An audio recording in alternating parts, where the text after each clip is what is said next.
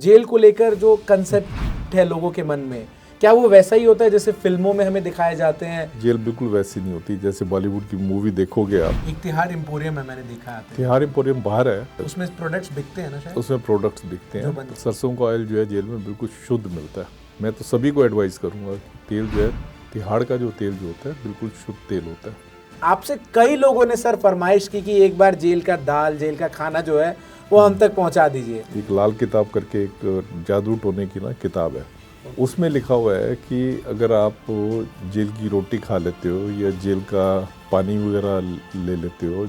Charles Sobhraj को sir bikini killer क्यों कहा जाता था? ये दोस्ती करता था, दोस्ती करने के बाद जो है डिनर में ऐसी चीज़ मिला देता था, नशे वाली चीज़ मिला देता था। लेडी को जब नशा आ जाता था उसके बाद जो है ये रेप करता था और उसको लूट लेता था। पर यहाँ पे जो है उनको पता था ये सब चीज़ नहीं की जा तिहाड़ सकती। से भागने के लिए दिमाग लगाना पड़ता। मीसा कानून के तहत कई बड़े नामों को तिहाड़ जेल के अंदर लाया गया। जनता पार्टी बनी, जेल में बनी। मदन लाल खुराना और किरण बेदी, इनके बीच की क्या अदावत थी सर? महेंद्र सिंह टिकैत जो है, किसान आंदोलन चल रहा था तो महेंद्र सिंह टिकैत को जो है जेल में बंद किया था। पापा जेलर, तो बच्चों में खौफ डर था या आप अपने बच्चों की नोट्स कैसे? नहीं, क्या होता है घर की मुर्गी दाल बराबर। घर में ये नहीं होता।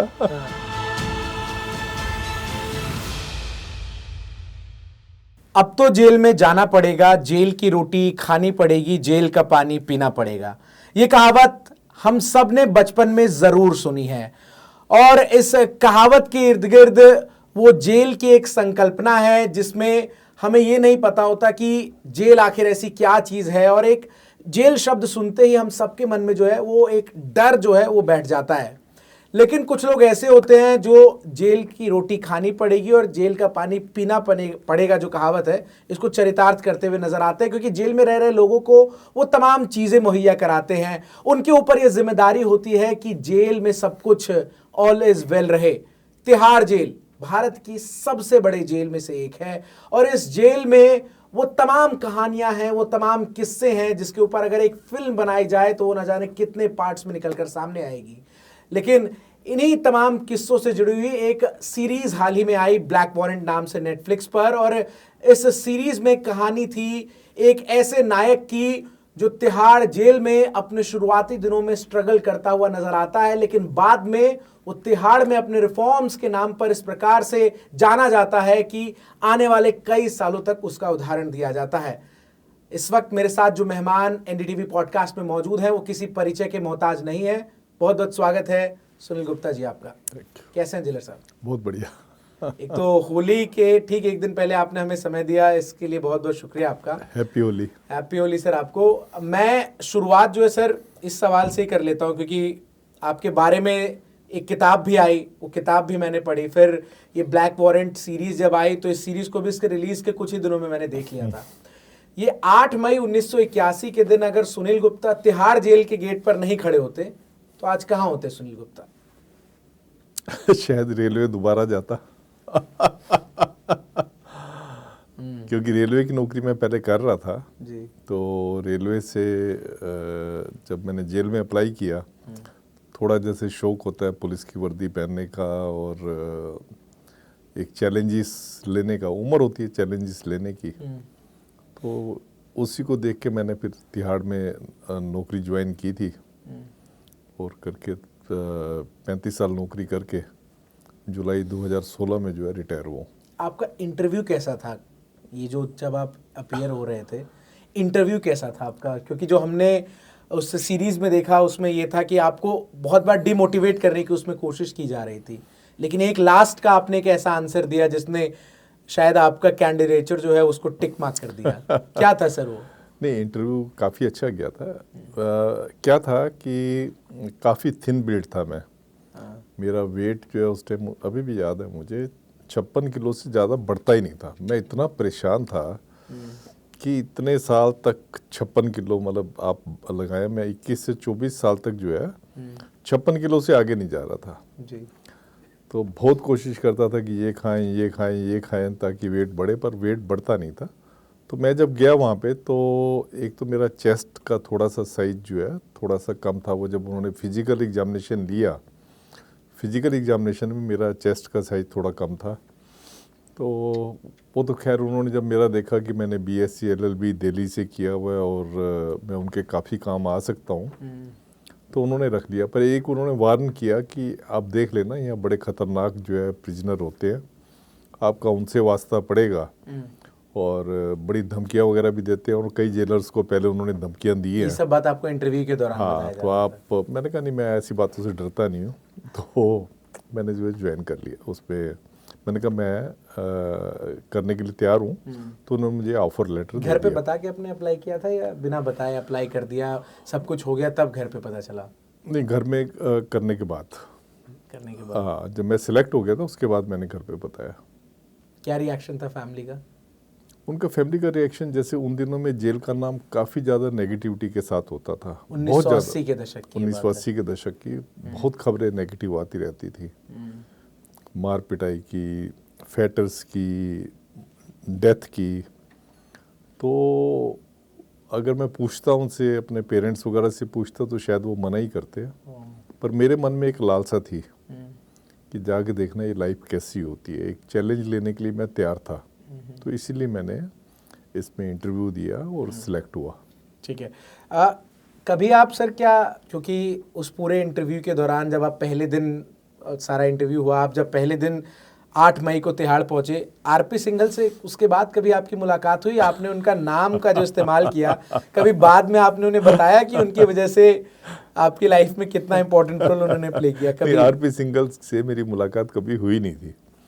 एक्चुअली क्या हुआ कि जब मैं ज्वाइन करने के लिए गया था तो उनको दिल्ली वालों से एलर्जी थी, क्योंकि तब हरियाणा पंजाब का स्टाफ था वहाँ पे। BL विज को? हाँ, तो उनको ये था कि शायद पंजाब हरियाणा के लोग ही जेल चला सकते हैं, दिल्ली के लोग नहीं चला सकते। तो मैं जब गया वहाँ पे तो उन्होंने मुझे कहा कि आप बार वेट करो।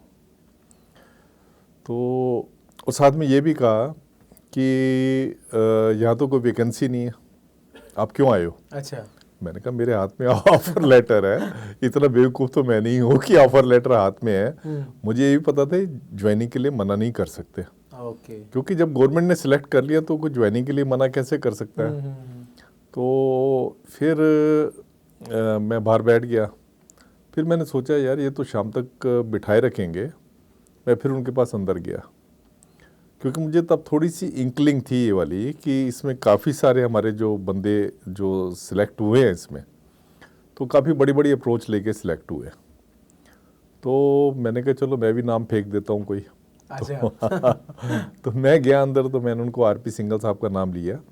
आरपी सिंघल साहब का नाम भी मैंने इसलिए लिया क्योंकि NCERT की किताबें होती थी जब हम पढ़ते थे हमारे उस टाइम पे 11वीं में।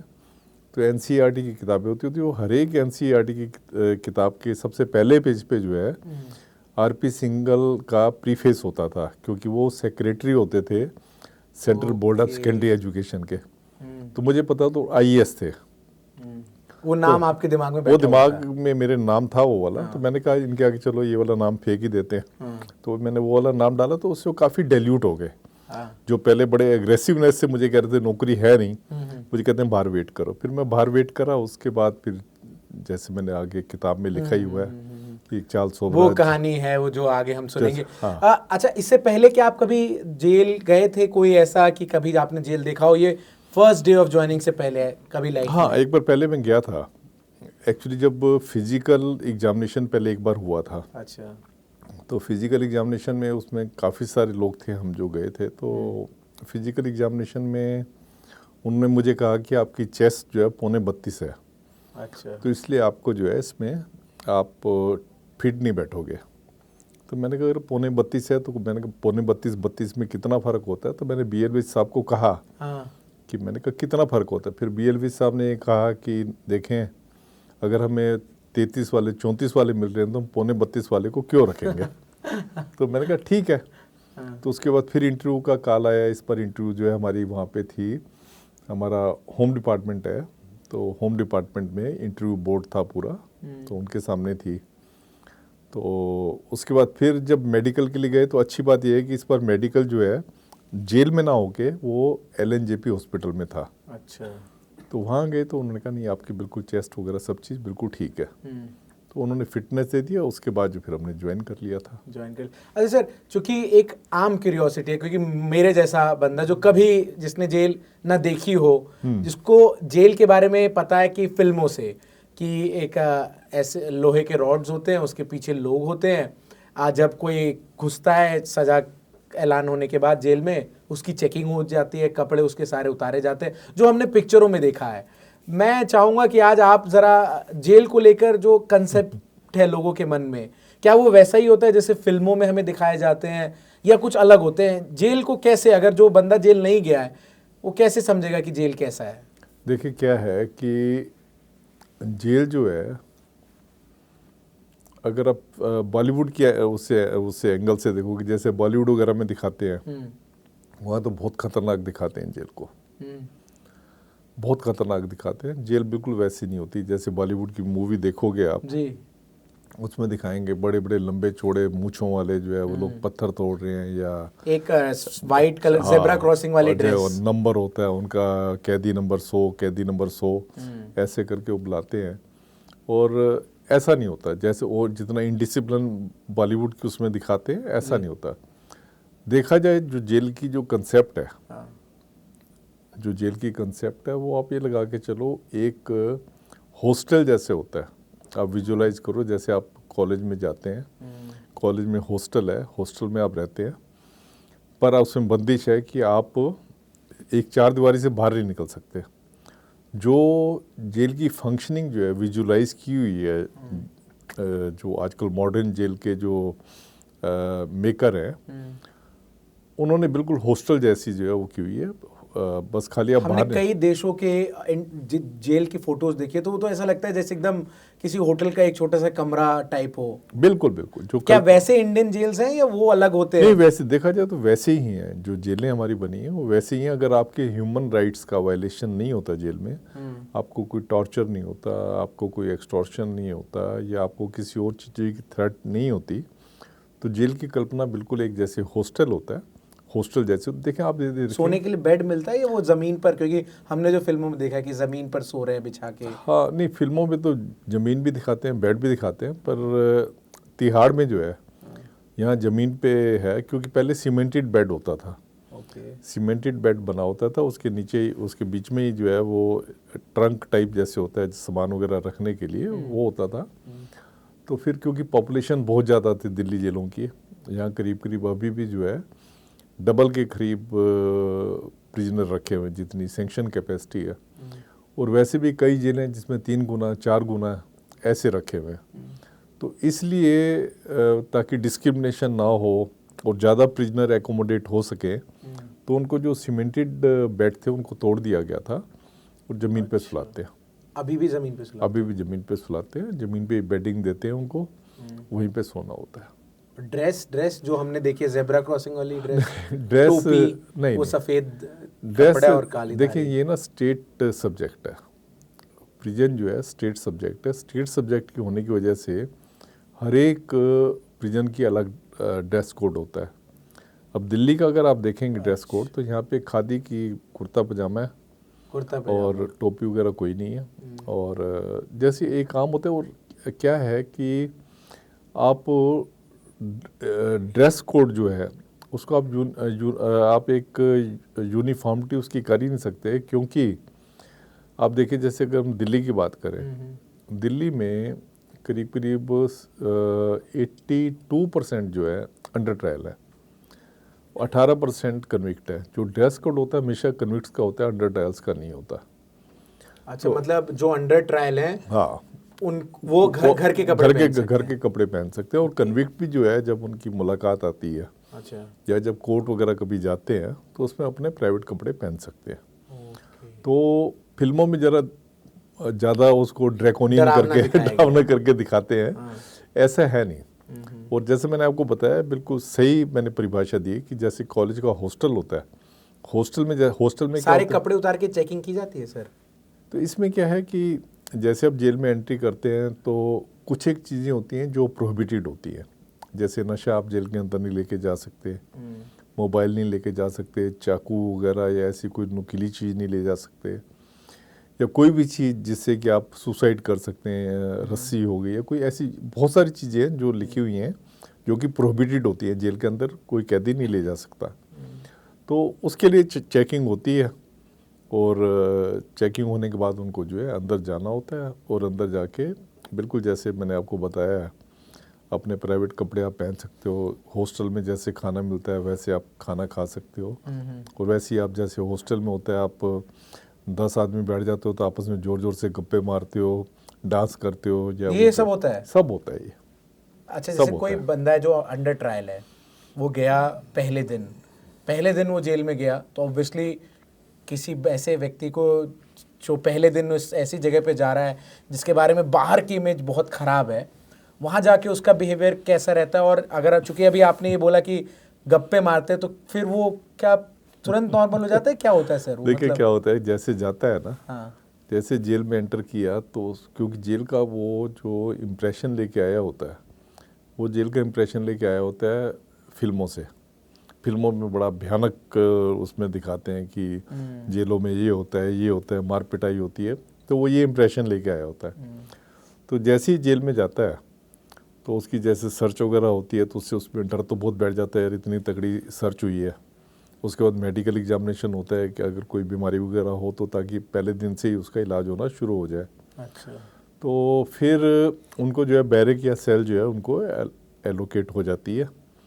तो बैरक में जैसे अगर एक कोई डिफरेंस है बैरक और सेल में? हाँ, बैरक में जो है बैरक के साइज के हिसाब से प्रिजनर होते हैं, किसी में 20 आते हैं, किसी में 25 आते हैं, किसी में 50 आते हैं, और कई ऐसी बैरकें में जो 200, 300 लोग आ जाते हैं। हाँ, और सेल जो होती है वो एक आदमी के लिए होती है, पर उसमें ओवर क्राउडिंग की वजह से कई बार 3 भी रख देते हैं, 2 नहीं रखते आप कभी। आपको पता है कि अगर 2 रखेंगे तो कहते हैं 2 जो है कोई ना कोई खुराफात करते हैं इसलिए सेल में 1 रखेंगे, 3 रखेंगे, 4 रख देंगे, 5 रख देंगे, पर 2 नहीं रखेंगे। और बैरक जो है, बैरक का जो साइज होता है उसमें, और ज़्यादातर प्रिजनर जो है वो बैरकों में ही होते हैं। आप लगा लें बैरक में आम आदमी हो जाते हैं सेल में खास आदमी हो जाते हैं। ओके, ये डिफरेंशिएशन है। ये डिफरेंशिएशन, मोटा मोटा डिफरेंशिएशन आपके लिए।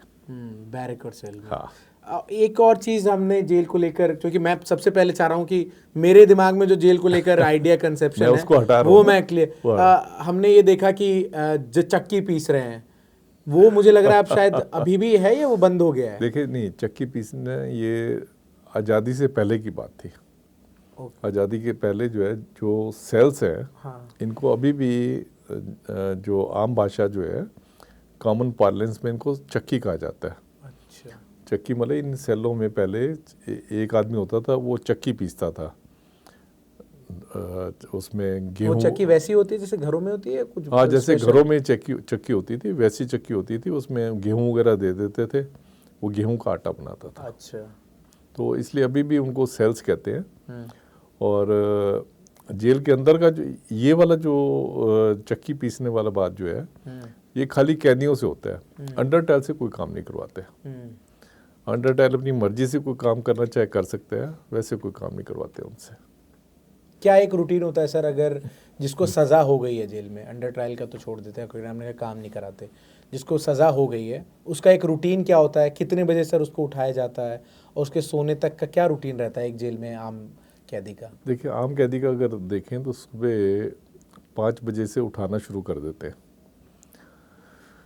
6 बजे तक सब कैदियों को, कैदी अंडर ट्रायल जो भी हैं सबको उठा देते हैं। मैंडेटरी उठना अगर कोई लेट तक सोना चाहे? सबको, क्योंकि उस टाइम पे चेकिंग होती है कि कई बार क्या होता है, रात को सोए अगर किसी को कुछ हो गया, हार्ट अटैक आ गया, कुछ आ गया, तो इसलिए वो काउंटिंग ज़रूरी होती है। उसमें वो काउंट करते हैं कि रात को हमने 1700 लोग बंद किए थे सपोज, तो सुबह भी 1700 होने चाहिए पूरे। ये काउंटिंग रोज होती है? ये काउंटिंग रोज 2 बार होती है, एक सुबह होती है, एक शाम को होती है। तो सुबह जैसे काउंटिंग हुई 6 बजे तक काउंटिंग हो जाती है, और उसमें अगर जितने प्रिजनर आपने बंद किए थे उतने ही निकले सुबह, तो उसको कहते हैं सब अच्छा। और उस पर जो है डिप्टी सुप्रिटेंडेंट जो है साइन करता है, और तब जेल खुल जाती है। जैसे जेल खुलती है तो अपने टॉयलेट्स वगैरह, नहाना है या जो भी है, अपना वो शेड्यूल पूरा करके 8 बजे जो है वो कैदी लोग जो होते हैं जिन्होंने काम करना होता है, 8 बजे जेल की फैक्ट्री शुरू हो जाती है। जेल की फैक्ट्री में कारपेंट्री सेक्शन है, बेकरी सेक्शन है। अगर मैं दिल्ली की बात करूँ तिहाड़ तो का हाँ, एक तिहाड़ एम्पोरियम है, मैंने देखा आते तिहाड़ एम्पोरियम बाहर है। उसमें प्रोडक्ट्स बिकते हैं ना शायद, उसमें प्रोडक्ट्स बिकते जो हैं, बनते तो हैं हाँ जी। जो बनते हैं फैक्ट्री में। अच्छा अब जैसे यहाँ पे कारपेंटरी सेक्शन है, तो उसमें जितने दिल्ली के स्कूलों के डेस्क है अच्छा, वो यहाँ बनते हैं। नाइस। तो जितने स्कूल वाले हैं उनको पहले दिल्ली, अगर उनको मार्केट से ख़रीदना है, सबसे पहले उनको यहाँ से वो लेना पड़ेगा कि अवेलेबल नहीं है, तब वो मार्केट से ले सकते हैं। ये तो रूल पहले है? हाँ ये रूल है। ओके। पहली उनकी वो है चॉइस होती है जेल। एक तो डेस्क बनते हैं, सबसे ज़्यादा जो रिवेन्यू अर्न होता है वो ये कारपेंट्री के वाले, काम और हाँ दूसरे नंबर पे होता है जो हमारी बेकरी है। बेकरी में जैसे है ब्रेड बनती है, अच्छा, बिस्किट बनते हैं, नमकीन बनता है, उसका उसका होता है टीजे प्रोडक्ट। तीसरा है हमारे इसमें ऑयल वगैरह एक्सट्रैक्शन होता है। सरसों का ऑयल जो है जेल में बिल्कुल शुद्ध मिलता है। कभी भी आपने तेल खरीदना हो, मैं तो सभी को एडवाइस करूंगा कि तेल जो है, तिहाड़ का जो तेल जो होता है बिल्कुल शुद्ध तेल होता है। तेल वहाँ मिलता है। उसके बाद आपका मसाला सेक्शन है। हर एक स्टेट की जेल में अलग अलग प्रोफेशन होते हैं, अलग अलग वोकेशन होते हैं। तो 8 बजे आप काम करने के लिए जाते हैं। ये एक मिनट में रुक रही है, ये बेकरी के जो प्रोडक्ट्स बनते हैं ये सारे ये कैदी बनाते हैं? सारे कैदी बनाते हैं। तो क्या कोई ट्रेनिंग व्रेनिंग दी जाती है, ये क्या मतलब कैसे होता है ये? इसमें कुछ ज़्यादा लंबी चौड़ी ट्रेनिंग नहीं होती। जैसे आप बारहवीं बेकरी देखेंगे, जो बारहवीं बेकरी होते हैं, 4-5 दिन हफ्ता जो है एक हाँ, आदमी एक काम हफ्ता देखता है, सीखने तो में उसमें काम, वो हाँ, सीख हाँ, जाते हैं। हाँ, हाँ। क्योंकि पहले आपको छोटा काम दे दिया, फिर बड़ा, फिर मतलब जो पूरा स्किल्ड वाला काम है वो बाद में देते हैं। तो 8 बजे आपका काम शुरू हुआ, 12 साढ़े 12 बजे तक आप काम करते हैं। उसके बाद लंच टाइम हो जाता है, आधे घंटे का लंच टाइम होता है। उसके बाद आपको 4 बजे तक काम करना होता है फैक्ट्री में। 4 बजे तक काम करेंगे। 4 बजे फैक्ट्री में काम करके फिर 4 बजे फैक्ट्री बंद हो जाती है।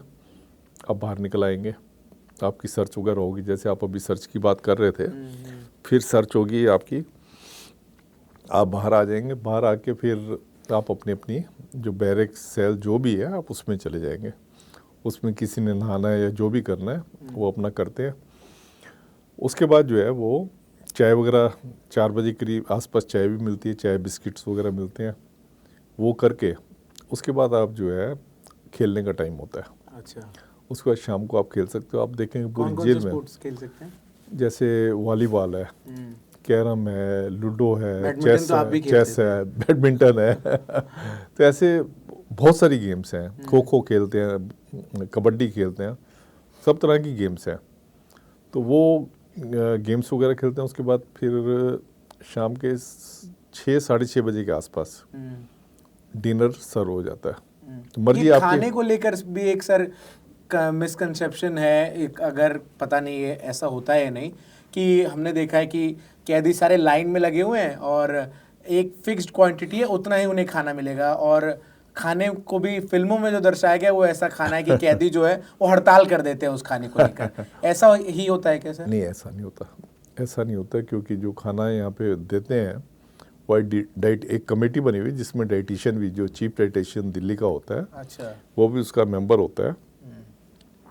और 2 तरह की डाइट होती है।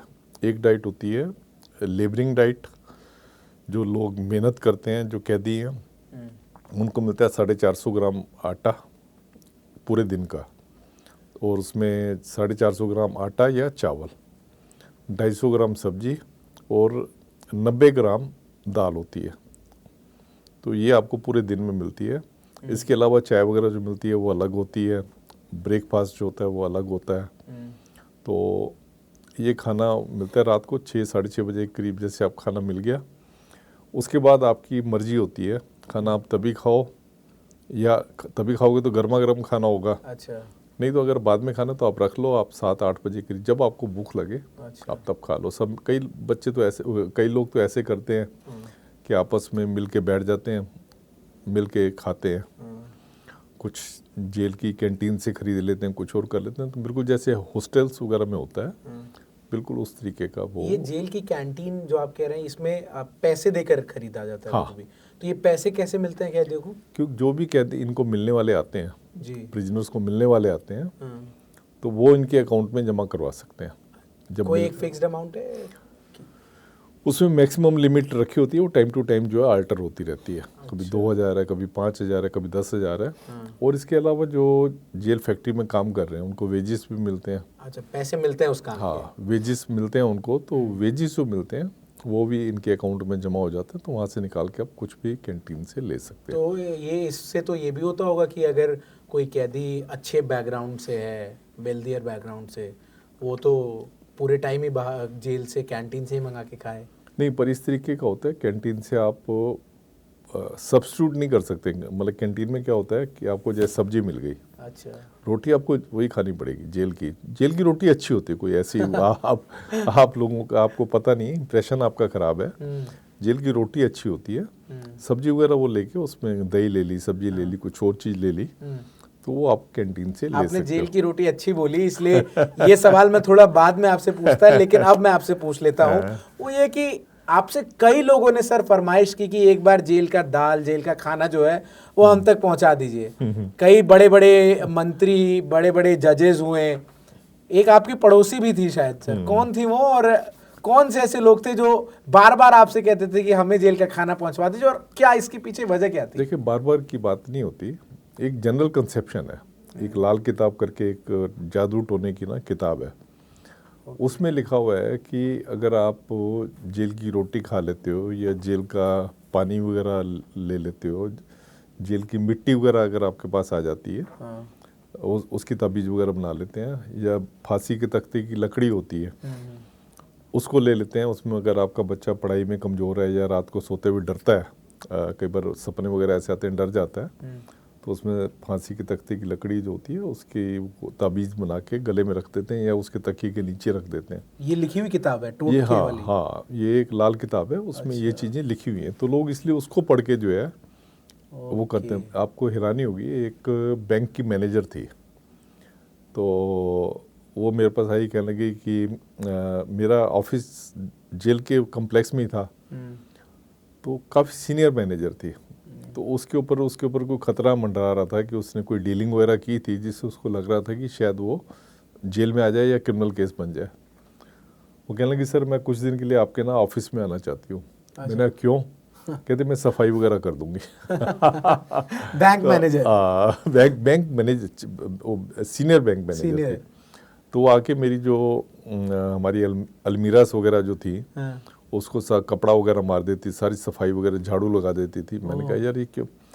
मतलब उनके मन में इतना ज़्यादा वो था कि अगर हम ये वाला काम करेंगे तो जो खतरा आ रहा है वो टल जाएगा। तो उसी खतरे के टलने के लिए वो ये वाली चीज़ करते। खाली मतलब वो बैंक मैनेजर, तो मैंने इसलिए नाम उसका किसी पॉलिटिशियन ने सर कभी मंगवाया आपसे? सब मंगवाते हैं, मतलब पॉलिटिशियन हो गए, हर तरह के लोग जो है इसको मंगवाते हैं। मतलब ये लोग मानते हैं, इसमें बहुत विश्वास रखते हैं। हाँ, अभी भी ये कंटिन्यू? हाँ, अभी भी इसीलिए आप देखें, जो ये चीज़ इतनी थी, तो हमने 2013 या 14 की बात थी, हमने एक रेस्टोरेंट खोल दिया तिहाड़ के अंदर? तिहाड़ के अंदर नहीं, तिहाड़ से बाहर। अच्छा, मतलब जिसमें खाना तिहाड़ के अंदर से बन के आता था। ओके। क्योंकि जेल रोड बड़ी, आपने देखा होगा, जेल रोड तो बहुत ज़्यादा ट्रैफिक उसके आता जाता रहता है उस पर। तो उस पर हमने एक रेस्टोरेंट खोल दिया था, ताकि जो भी जेल से खाना मंगवाने के लिए वो जो इतनी अप्रोच वगैरह लगाएगा, उसको अप्रोच वगैरह ना लगानी पड़े, सीधा वहाँ से खा ले। अब लोग देखो, ये हिंदुस्तान है, अंधविश्वास यहाँ पे बहुत है, तो अंधविश्वासों का अगर उनको मन में शांति हो जाती कि ये करने से नहीं होगा, तो हो सकता है ना हो, क्योंकि आपके मन में जो आपने विश्वास बिठा लिया, अल्टीमेटली तो वही होता है। साल 1981 में सर जब आप जेल पहली बार गए, आपने ड्यूटी ज्वाइन की, तो जेल अधीक्षक थे BL विज। लेकिन ऐसा क्या इंसिडेंट हुआ सर कि आपको कोई और व्यक्ति जेल के सुपर IG लगने लगे?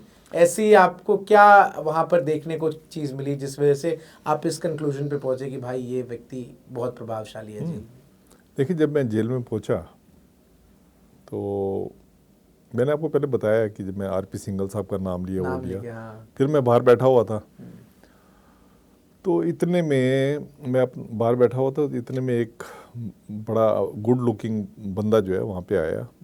तो मैंने सोचा शायद कोई जेल का ऑफिसर है, मैं उनको देख के खड़ा हो गया। अच्छा। तो उसने फिर अपना परिचय तो नहीं दिया, उसने पूछा कि आपको क्या कुछ परेशानी है। मैंने कहा हाँ। कहता है इज ही क्रिएटिंग ऑब्स्टेकल्स। मैंने कहा या इज क्रिएटिंग हाँ इज क्रिएटिंग ऑब्स्टेकल्स। तो उसके बाद उसने कहा give me your offer letter. मैंने अपना ऑफ़र लेटर जो उनको दे दिया। कोई आधा घंटा बिठाया होगा मुझे बाहर। आधे घंटे में वो टेकन ऑन स्ट्रेंथ का लेटर जो होता है वो ला के दे दिया कि आपको जेल के स्ट्रेंथ के ऊपर ले लिया गया। तो उसमें आपको उसमें आपको ज्वाइनिंग लेटर देना होता है और वो आपका काम आपको मतलब तब से आपका काम शुरू हो गया। तो मुझे अगले दिन पता लगा कि वो बंदा जो था कोई और नहीं, एक नोटोरियस प्रिजनर जो है चार्ल्स सोबराज था। चार्ल्स सोबराज, हाँ। तो मेरा भी इम्प्रेशन ये था कि ये लोग जितने कैदी होते हैं बड़े खतरनाक होते होंगे, सफ़ेद वर्दी पहनी होती होगी, पर जब मैं अंदर गया तो वो सारा सबसे पहले तो मेरा वो वाला इम्प्रेशन दूर हुआ। भ्रम टूटा। हाँ, भ्रम टूटा, क्योंकि सारे प्रिजनर जैसे हम आप हैं ऐसे ही होते हैं वहाँ पे। खाली कैदी होते हैं जिनको वर्दी पहननी होती है, उन्होंने सफ़ेद रंग की वर्दी पहनी हुई होती है। तो चार्ल्स सोबराज ने कुछ नहीं पहन रखे थे वर्दी, ड्रेस उस टाइम ना, उस टाइम पहली ना उस टाइम पे उसने सूटेड बूटेड था वो। और कई प्रिजनर होते हैं उनकी नेचर होती है कि अब जब वो जेल से बाहर निकलेंगे तो बड़े प्रेस किए हुए कपड़े पहन के जाएंगे, जबकि जेल के अंदर प्रेस का सारा प्रोविज़न है, कपड़े धोने का प्रोविज़न है, प्रेस करके जाओ वो सब सारा प्रोविज़न है। तो पर कई लोगों का इम्प्रेशन ये होता है कि जेल से इतने अच्छे कपड़े पहन के कैसे आ रहा है। तो उसमें वो सोचते हैं कि शायद इसको जो बड़ी सहूलतें दे रहे हैं जेल वाले, ये सब चीज़ें इसने जेल में ली हुई है, पर ये आम बात है। तो वहाँ पे कोई भी अपना प्राइवेट कपड़े पहन सकता है। जब अगर कैदी भी है, अगर मुलाकात पे आया या कोर्ट से जा रहा है तो अपने प्राइवेट कपड़े पहन सकता है। ये चार्ल्स सोबराज को सर बिकनी किलर क्यों कहा जाता था? इसका था कि इसका पहले गोवा में ना, अभी भी कहते हैं गोवा के किसी होटल में इसकी फ़ोटो लगी हुई है, यहाँ पे ये जो इसका फेवरेट होटल होता था गोवा का। अच्छा। तो उस होटल पे इनकी फ़ोटो लगा रखी, उस मतलब एक स्टैचू लगाया हुआ है। इनका क्या होता था कि ये जो गोवा में फॉरेनर लड़कियां आती थी उनसे ये दोस्ती करता था, दोस्ती करके काफ़ी स्मार्ट, अगर आप चार्मिंग पर्सनालिटी थी, बड़ी चार्मिंग पर्सनालिटी थी उसकी। और मतलब किसी को भी जो है वो अपने उसमें इतना अट्रैक्टिव था ये कि वो किसी को भी अट्रैक्ट कर सकता था। तो खासकर लेडीज़ के लिए तो वो जो है बहुत ज़्यादा अट्रैक्टिव वो होता था। तो ये दोस्ती करता था। दोस्ती करने के बाद जो है उनको उनके साथ डिनर पे इनवाइट करता था, उनको डिनर खिलाता था। डिनर में ऐसी चीज़ मिला देता था, नशे वाली चीज़ मिला देता था। तो नशे उसको लेडी को जब नशा आ जाता था तो उसके बाद जो है ये रेप करता था और उसको लूट लेता था। इसने कई लोगों को लूटा ऐसे, और अगर इसको लगता था बेकाबू है वो तो ये मर्डर तक कर देता था। इसलिए इसको बिकनी किलर कहते थे। अच्छा सर, इसमें कितनी सच्चाई है कि जो नए रिक्रूट्स होते हैं, जो पुलिस जो भी तिहाड़ में काम करने वाले होते हैं, उनका ओरिएंटेशन जेल में रह रहे कैदी ही करते हैं? नहीं, क्या था हमारे टाइम पे, आपके टाइम पे, क्योंकि मैंने हमारे टाइम पे क्या था कि कोई इनका अपना ट्रेनिंग इंस्टीट्यूशन नहीं था दिल्ली का। अच्छा। इवन तो अब तो दिल्ली के प्रिजन एक्ट में लिखा हुआ है कि इनका अपना ट्रेनिंग इंस्टीट्यूट होगा। ये बात अलग है, वो अभी तक बना नहीं है। तो उस टाइम पे जो जेल के जो स्टाफ होते थे, जो नया भर्ती होता था, वो लोग लखनऊ में ट्रेनिंग करने के लिए जाते थे। अच्छा। पर लखनऊ में एक लिमिटेड वो थी। आप गए थे लखनऊ? नहीं, हमें लखनऊ नहीं भेजा था, और शायद लखनऊ की ट्रेनिंग कोई इतनी अच्छी भी नहीं थी, तो इसलिए शायद उस टाइम जो जेल प्रशासन था जी, एक तो ऑफिसर्स की कमी थी, और दूसरा उनको लगा कि शायद जेल में ट्रेनिंग करने, वहाँ जेल स्कूल में भेजने का कोई फ़ायदा नहीं होगा। तो हमें तो प्रिजनर्स ने ही ट्रेनिंग दी थी। जेल देखें, जेल में सबसे ख़तरनाक चीज़ जो होती है, जो सबसे सेंसिटिव चीज़ जो होती है, वो होती है वारंट्स को हैंडल करना। इवन तो मैंने LLB किया हुआ था कैंपस लॉ सेंटर से, दिल्ली यूनिवर्सिटी से जी, तो वारंट के नाम से हमें भी डर लगता था। वारंट को जब हम हाथ लगाते तो हमें डर लगता था, या वारंट का जरा सा भी कुछ इधर उधर हो गया तो कोर्ट ने हमें छोड़ना नहीं है। तो जो वारंट्स की हैंडलिंग सबसे सेंसिटिव हैंडलिंग होती है जेल में, तो ये वाली हैंडलिंग जो है मैं सारी प्रिजनर ने सिखाई थी। चरणजीत और धूमी, चरणजीत और धूमी इन्होंने सिखाई थी। और ये खुद इतने कॉन्फिडेंट होते थे, जब हम कहते थे कि एक कैदी जो है जिसको लाइफ इम्प्रिजनमेंट है वो इतने कॉन्फिडेंस से करे तो हम नहीं कर सकते, तो धीरे धीरे उन्होंने हमारे में कॉन्फिडेंस पैदा किया ताकि हम वारंट्स की हैंडलिंग जो है ठीक तरीके से कर सके। मतलब मेरे को तो उन्होंने दी, इनफैक्ट सभी को जितने मेरे साथ के थे सभी को ट्रेनिंग। इनको क्या नंबरदार कहते थे? नंबरदार, उस टाइम पे इनको नंबरदार कहते हैं। नंबरदार का मतलब ये होता है कि आपका पब्लिक सर्वेंट का स्टेटस है। ओके। पब्लिक सर्वेंट का स्टेटस ये है, का मतलब ये है कि अगर आप कोई वायलेशन कर दो जेल रूल्स का, तो मैक्सिमम आपकी जो नंबरदारी जो है, जो पब्लिक सर्वेंट का स्टेटस है, वो आपको हटाया जा सकता है। आपको आम आदमी की तरह कैद नहीं दी जा सकती, आम आदमी की तरह सजा नहीं दी जा सकती। जैसे उस टाइम पे होता था, आपकी रेमिशन कट कर ली या आपको सेग्रीगेशन वार्ड में रख दिया या सोलिटरी कंफाइनमेंट में रख दिया, जो भी है, तो वो नहीं कर सकते। खाली आपकी नंबरदारी टूट सकती थी। तो इसलिए जो नंबरदार होते थे उस टाइम पे, इनको काफ़ी पावर्स होती थी और ये अपने आप को स्टाफ से कम नहीं समझते थे। अपने आप को कभी भी नंबरदार, अभी भी जैसे पंजाब वगैरह में शायद है नंबरदार, कभी भी अपना नंबरदारी सिस्टम, तिहाड़ जेल में जो है नंबरदारी सिस्टम 1988 में हमारा एक नया दिल्ली जेल मैनुअल आया था, तो उसमें ये नंबरदारी सिस्टम ख़त्म कर दिया था, क्योंकि नंबरदारों का काफ़ी शिकायत आती थी इनके ऊपर। वेस्टेड इंटरेस्ट रहते तो एक्सेसिस करते थे, मार पिटाई करना। कई बार ये मीडिएटर का काम करते थे कि पैसे एक्सटॉर्ट करके ऑफिसर के तक पहुंचाना। अच्छा। तो ऐसी शिकायतें बहुत आती। तो ये देखते हुए 1988 का जो मैनुअल आया, उसमें उनमें नंबरदारी प्रथा जो है ख़त्म कर दी थी। अच्छा सर, एक और चीज़ है जेल को लेकर, कहा जाता है कि तिहाड़ जो है वो सबसे सिक्योर्ड जेल है, भारत की सबसे सिक्योर्ड जेलों में से एक है। क्या एक बार जो अंदर घुस गया वो बाहर आ सकता है? जेल ब्रेक जो टर्म है जिसका हम इस्तेमाल करते हैं, और जिसमें सबसे बड़ा वो चार्ल्स शोभराज जो हमने सीरीज में भी देखी कि वो लड्डू खिला के जिस तरीके से वो आपसे परमिशन लेता है कि कैन आई डिस्ट्रीब्यूट स्वीट्स, क्या हुआ था सर? आप उस दिन थे कहाँ, क्या है वो पूरी घटना? देखिए, जो जेल है, और जगह आप जेलों में जाएंगे ना, वहाँ पे क्या होता है कि आप जेल की दीवार भी फांद सकते हैं, क्योंकि दीवारें उनकी छोटी होती हैं। या कई बार क्या होता है कि बाहर से एक आर्म्ड पीपल्स आए, वो कैदी रेस्क्यू करके ले गए, उन्होंने गोलियां वगैरह बंदूकें लेके आए, कैदी छुड़वा के ले गए। ऐसा बाहर होता रहता है। बिहार में 1-2 इंसिडेंट ऐसे बिहार में है, झारखंड है, पंजाब में भी हुआ है, और जगह भी कई बार हुआ है ऐसा। पर तिहाड़ में वो वाला हो पाना डिफ़िकल्ट है काफ़ी। पॉसिबल तो मैं वर्ड नहीं कहूँगा, डिफ़िकल्ट है, क्योंकि एक तो यहाँ का स्ट्रक्चर ऐसा है कि 2-3 दीवारें हैं। एक वार्ड जहाँ पे प्रिजनर्स को रखते हैं, उसके बाद 2 या 3 दीवारें आती हैं जो कि उनको क्लियर करना पड़ेगा। दूसरा, तिहाड़ में जो स्ट्रेंथ है, जो स्टाफ की स्ट्रेंथ है, थोड़ी ज़्यादा अच्छी है। अगर इनको स्टेट्स के मुकाबले में अगर वो करें तो उनके मुकाबले यहाँ पे स्टाफ की स्ट्रेंथ अच्छी है। और यहाँ पे ना काफ़ी सारी आपकी पैरा मिलिट्री फोर्सेस हैं जो यहाँ पे डिप्लॉय की हुई हैं जेल की सिक्योरिटी के लिए। जैसे तमिलनाडु स्पेशल पुलिस है, ये एक ITBP है, CRPF है। मतलब टाइम टू टाइम, कभी पहले CISF थी यहाँ पे, तो टाइम टू टाइम इनका ये बदलता रहता है। ITBP है।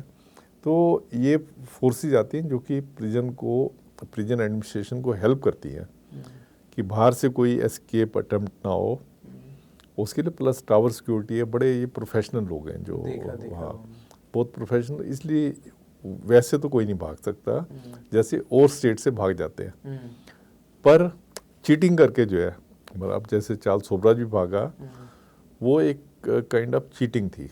क्या होता है कि जब प्रिजनर होते हैं, प्रिजनर और जेलर के बीच में रिश्ता जो होता है होस्ट और गेस्ट वाला होता है। होस्ट और गेस्ट, हाँ, मतलब जैसे आप, और जनरली जो है वो सुप्रीम जेल को जो है माई बाप कहते हैं। चाहे सुप्रीम जेल बच्चा भी क्यों ना हो, वो सब एक वहाँ पे होती है माई बाप आपको समझते हैं, फैमिली का जैसे हेड होता है वो समझते हैं। तो हमें भी अच्छा लगता है अगर जेल में जो है फैमिली माहौल है, तो हमें भी अच्छा लगता है कि फैमिली माहौल है, ताकि ना हमारे लिए टेंशन हो ना उनके लिए टेंशन हो। मैंने जैसे सबसे पहले कहा है कि जैसे हॉस्टल होता है, हॉस्टल में वार्डन होता है, इसलिए यहाँ भी जो सिपाही होते हैं उनको वार्डन कहते हैं। ओके। तो यहाँ भी हॉस्टल के वार्डन की तरह। हाँ वार्डर उनको होते हैं, वार्डर, हेड वार्डर, फिर असिस्टेंट सुप्रिटेंडेंट, डिप्टी सुप्रिटेंडेंट, फिर सुप्रिटेंडेंट होता है। तो यहाँ पे जो भी स्टाफ होता है, तो दे आर जुडिशियल कस्टोडियन। दो तरह के, मतलब जेल स्टाफ जो होता है वो कस्टोडियन होता है, बाकी जो होते हैं वो हमें असिस्ट करते हैं। तो स्टाफ है अच्छा, दूसरे वो हैं, तो उससे जो है यहाँ पे रेस्क्यू ऑपरेशन करना जो है बहुत मुश्किल है। बाकी यहाँ पे अपना चीटिंग कोई करता है, तो जैसे मैं चार्ल्स सोबराज की बता रहा था, उसके केस में क्या हुआ कि हमारा जैसे एक होस्ट और गेस्ट वाला रिलेशन होता है, तो इसने कहा कि इसने अपना बर्थडे मनाना है, तो जो भी इनके डिप्टी सुप्रिटेंडेंट थे, जो इंचार्ज थे, उन्होंने इसको अलाउ कर दिया।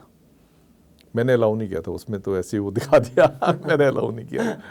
तो जो भी वो डिप्टी सुप्रिटेंडेंट थे उन्होंने अलाउ कर दिया। ठीक है। उनके अलाउ करने के बाद जो है वो इसने कुछ सामान वगैरह बाहर से मंगवाया। अच्छा। वो छुट्टी का दिन था, संडे का दिन था। जैसे आम ऑफिसेज में होता है कि संडे को स्टाफ कम होता है, तिहाड़ में भी ऐसा होता है? संडे का स्टाफ काफ़ी कम था उस दिन। स्केलेटन स्टाफ होते हैं जो आपकी रूटीन ड्यूटी होती है उसको पूरा करने के लिए। तो संडे वाले दिन बाहर से एक आदमी आया, वो काफ़ी सारा सामान वगैरह लेके आया। वो सामान जो भी ड्यूटी अफसर था उसने उसको अलाउ कर दिया जेल के अंदर लाने के लिए। फिर उसमें नशे का सामान वगैरह था, तो उसने वो मिठाई वगैरह में मिलाया, वो करके स्टाफ को दिया, और स्टाफ बेहोश हो गया, और वो अपना जो है 13 लोग जो है भाग गए। आप देखो उस जो भी बात हुई, इसने चीटिंग की इस सिस्टम को। पर जनरली जो प्रिजनर होते हैं दे आर नॉट चीट। खाली 10% प्रिजनर ऐसे होते हैं जो चार्ल्स सोबराज जैसे आप लगा लो, जिन्होंने सिस्टम को चीट किया होता है। उस दिन करीब करीब 1200 से 1200-1300 प्रिजनर थे वहाँ उस जेल में। तो उन सबको पता था कि गेट खुले पड़े हैं, तो भागना चाहे तो हम भाग सकते हैं। पर सबको पता था, पर वो नहीं भागे खाली 13 लोग। वो जो लड्डू खिलाए गए सिर्फ पुलिस वालों को ही खिलाए गए थे? जो उसने जो लड्डू और जो मिठाई वगैरह जो फ्रूट्स वगैरह खिलाए थे, वो खाली उन्हीं को खिलाए थे जो एक कंसर्न स्टाफ है। जैसे गेट कीपर सबसे पॉइंट्स पे है जहाँ से उसे निकलना है। जो गेट कीपर की वो जो पोस्ट होती है सबसे इम्पोर्टेंट पोस्ट होती है, वहाँ हो गया। वहाँ से बाहर निकल के एक सेंट्री वो होता है, सेंट्री होता है जो सिपाही वहाँ पे खड़ा होता है, जो राइफल लेके खड़ा होता है। तो वो था, उन सबको उसने खिला दी थी ताकि दरवाज़ा बिल्कुल खुल जाए। तो उसके बाद ये 13 लोग भागे। उसमें से आप देखें कि 4 लोग तो शाम को ही वापस आ गए थे। अच्छा। क्या हुआ कि जो लोग काम करते रहते हैं, जिनको सेवादार कहते हैं, जो उस टाइम ड्योढ़ी वगैरह में जहाँ से वो भागा था, वहाँ जो सेवादार थे उन्होंने भी खा लिया। तो जैसे खा के वो बाहर निकल गए, तो उसके बाद जब ये एकदम रेड अलर्ट हुआ कि प्रिजनर भाग गए हैं, तो फिर ढूंढवाई शुरू हुई। तो उनकी फ़ोटोएं छपनी अखबारों में तो छपी। उसी दिन शाम को ही वो टीवी पे आनी शुरू हो गई थी। तो जब टीवी पे आनी शुरू हो गई थी, तो जो प्रिजनर सेवादार जिनको हम लगाते हैं बड़े कैजुअल प्रिजनर होते हैं, किसी को महीना 2 महीने की सजा है। अच्छा। तो उनके जब घर वालों ने देखा, वो एकदम परेशान हो गए, यार 2 महीने की सजा के लिए जेल में गया था और 1 महीना काट चुका था, अब इसको भागने की क्या जरूरत पड़ गई थी। तो फिर वो अगर घर गए भी होंगे तो घर वालों ने भगा दिया कि जाओ वापस जाके सरेंडर करो। तो वो शाम को ही आ गए थे, और शाम को ही उन्होंने सरेंडर कर दिया था जेल में। बेशक प्रशासन ने तब ये दिखाया कि उनको हमने पकड़ा है, जो भी है, तो अपने आप 4 के करीब तो तभी आ गए थे। बाकी धीरे धीरे करके सभी पकड़ लिए थे। 1 या 2 लोग रह गए हैं जो नहीं पकड़े गए, बाकी सारे पकड़े गए थे। चार्ल्स को भी बाद में पकड़ लिया? चार्ल्स को भी पकड़ लिया था। लेकिन आपने कहा ये चीटिंग होती है, वो हाँ। क्या था वो जो जेएनयू के स्टूडेंट्स ने किया था? वो भी चीटिंग थी। देखिए मैंने आपको बताया, जैसे और जगह आप जाएंगे हाँ, वहाँ पे प्रिजनर्स दीवार फांद के भाग रहे हैं, या गेट वाले को उन्होंने अपने कब्जे में कर लिया, हाईजैक करके हाईजैक निकल गए। करके उसको एक तरफ कर लिया, भाग गए। पर यहाँ पे जो है उनको पता था ये सब चीज़ नहीं की जा तिहाड़ से सकती, भागने के लिए दिमाग लगाना पड़ेगा। दिमाग लगाना पड़ता है। दिमाग से उन्होंने, जैसे जेएनयू वाले भागे, हाँ, उन्होंने भी, जो भी जेल के अंदर उस टाइम पे क्या होता था कि दो तरह के लोग होते थे, एक बी क्लास प्रिजनर होते थे, एक सी क्लास प्रिजनर होते थे।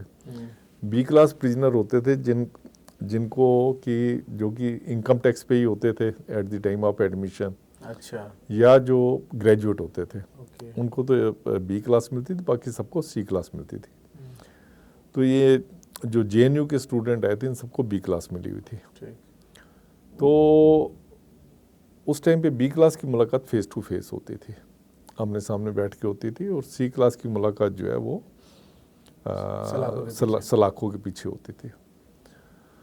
तो इनके जो बी क्लास में जो मिलने के लिए अंदर आते थे, उनके रिस्ट के ऊपर जो है एक सील लगा दी जाती थी, गोल सी सील होती थी, वो ऐसे वो लगा दी थी। तो वो उन्होंने क्या किया, जो मिलने वाले आए थे, उन दिनों गर्मी के दिन थे, उन्होंने क्या किया कि पसीना आया हुआ था उसमें, तो थोड़ा ऐसे फूंक वगैरह मार के उसको थोड़ा वो डाइल्यूट कर लिया उन्होंने, और जो प्रिजनर था उसके ऐसे हाथ पे लगा दिया। अच्छा, प्रिजनर जो ये सारे अच्छे घरों के थे, जेएनयू का जो क्राउड था ज़्यादातर स्टूडेंट्स थे। तो वो करके ऐसे करके, तो शाम को जब गिनती की तो हमें पता लगा इतने लोग भाग गए। तो फिर जब गए हम, क्योंकि हमारा लॉ ये कहता है कि जैसे कोई अगर एस्केप करता है, पहले हॉट चेस जो है जेल वालों को देनी होती है। हॉट चेस यानी? हॉट चेस मीन्स कि आप, क्योंकि जेल वाले जानते हैं कि हम जब जहाँ पे उस प्रिजनर को रखा होता है, उससे हम पूछते हैं अभी वो क्यों भागा है, तो आसपास वाले बता देते हैं सर उसके घर में कोई बीमार था, अच्छा, या उसका बच्चा बीमार है, या उसके यहाँ कोई फंक्शन था वो जाना चाहता था, हो सकता है इसीलिए भागा हो। तो उससे हमें ना पूरा आइडिया मिल जाता है, प्लस हमारे पास फ़ोटो होती है उसकी, लेटेस्ट फ़ोटो हमारे पास होती है, आइडिया होता है हमें कैसा वो लगता है। हम फिर उसके जाके रूल्स कहते हैं, हम जाके उसके घर के आसपास वगैरह देखेंगे, अगर हमें उसका हम पहचान लेते हैं कि वो है, तो हम लोकल पुलिस को बता के उनको वापस अरेस्ट करके ले आएंगे। तो इनको जब अरेस्ट करने के लिए जेएनयू हॉस्टल में गए, तो वहाँ पता लगा कि इन्होंने अपने सबने नाम गलत लिखवाए हुए थे। सभी ने गलत नाम लिखवाए हुए थे, सब मतलब बॉलीवुड की हीरो हीरोइनों के नाम पे इन्होंने। अच्छा, उस टाइम ये नहीं होता था कि आधार कार्ड दिखाइए? ना, उस टाइम पे नहीं होता ये, तो आजकल जो कोई है भी आधार कार्ड, कोई भी अपना नाम, कोई भी अपना, तब वेरिफिकेशन कुछ भी नहीं होता। तब ऐसे, अब तब सिस्टम का इतना वायलेशन होता था कि आज कोई प्रिजनर है राम के नाम से आया, अगर दोबारा साल के बाद आगे वो श्याम के नाम से आ जाता था, तो उसका कोई हमारे पास ये वेरिफिकेशन का वो नहीं होता था कि पहले राम के नाम से रह के किया।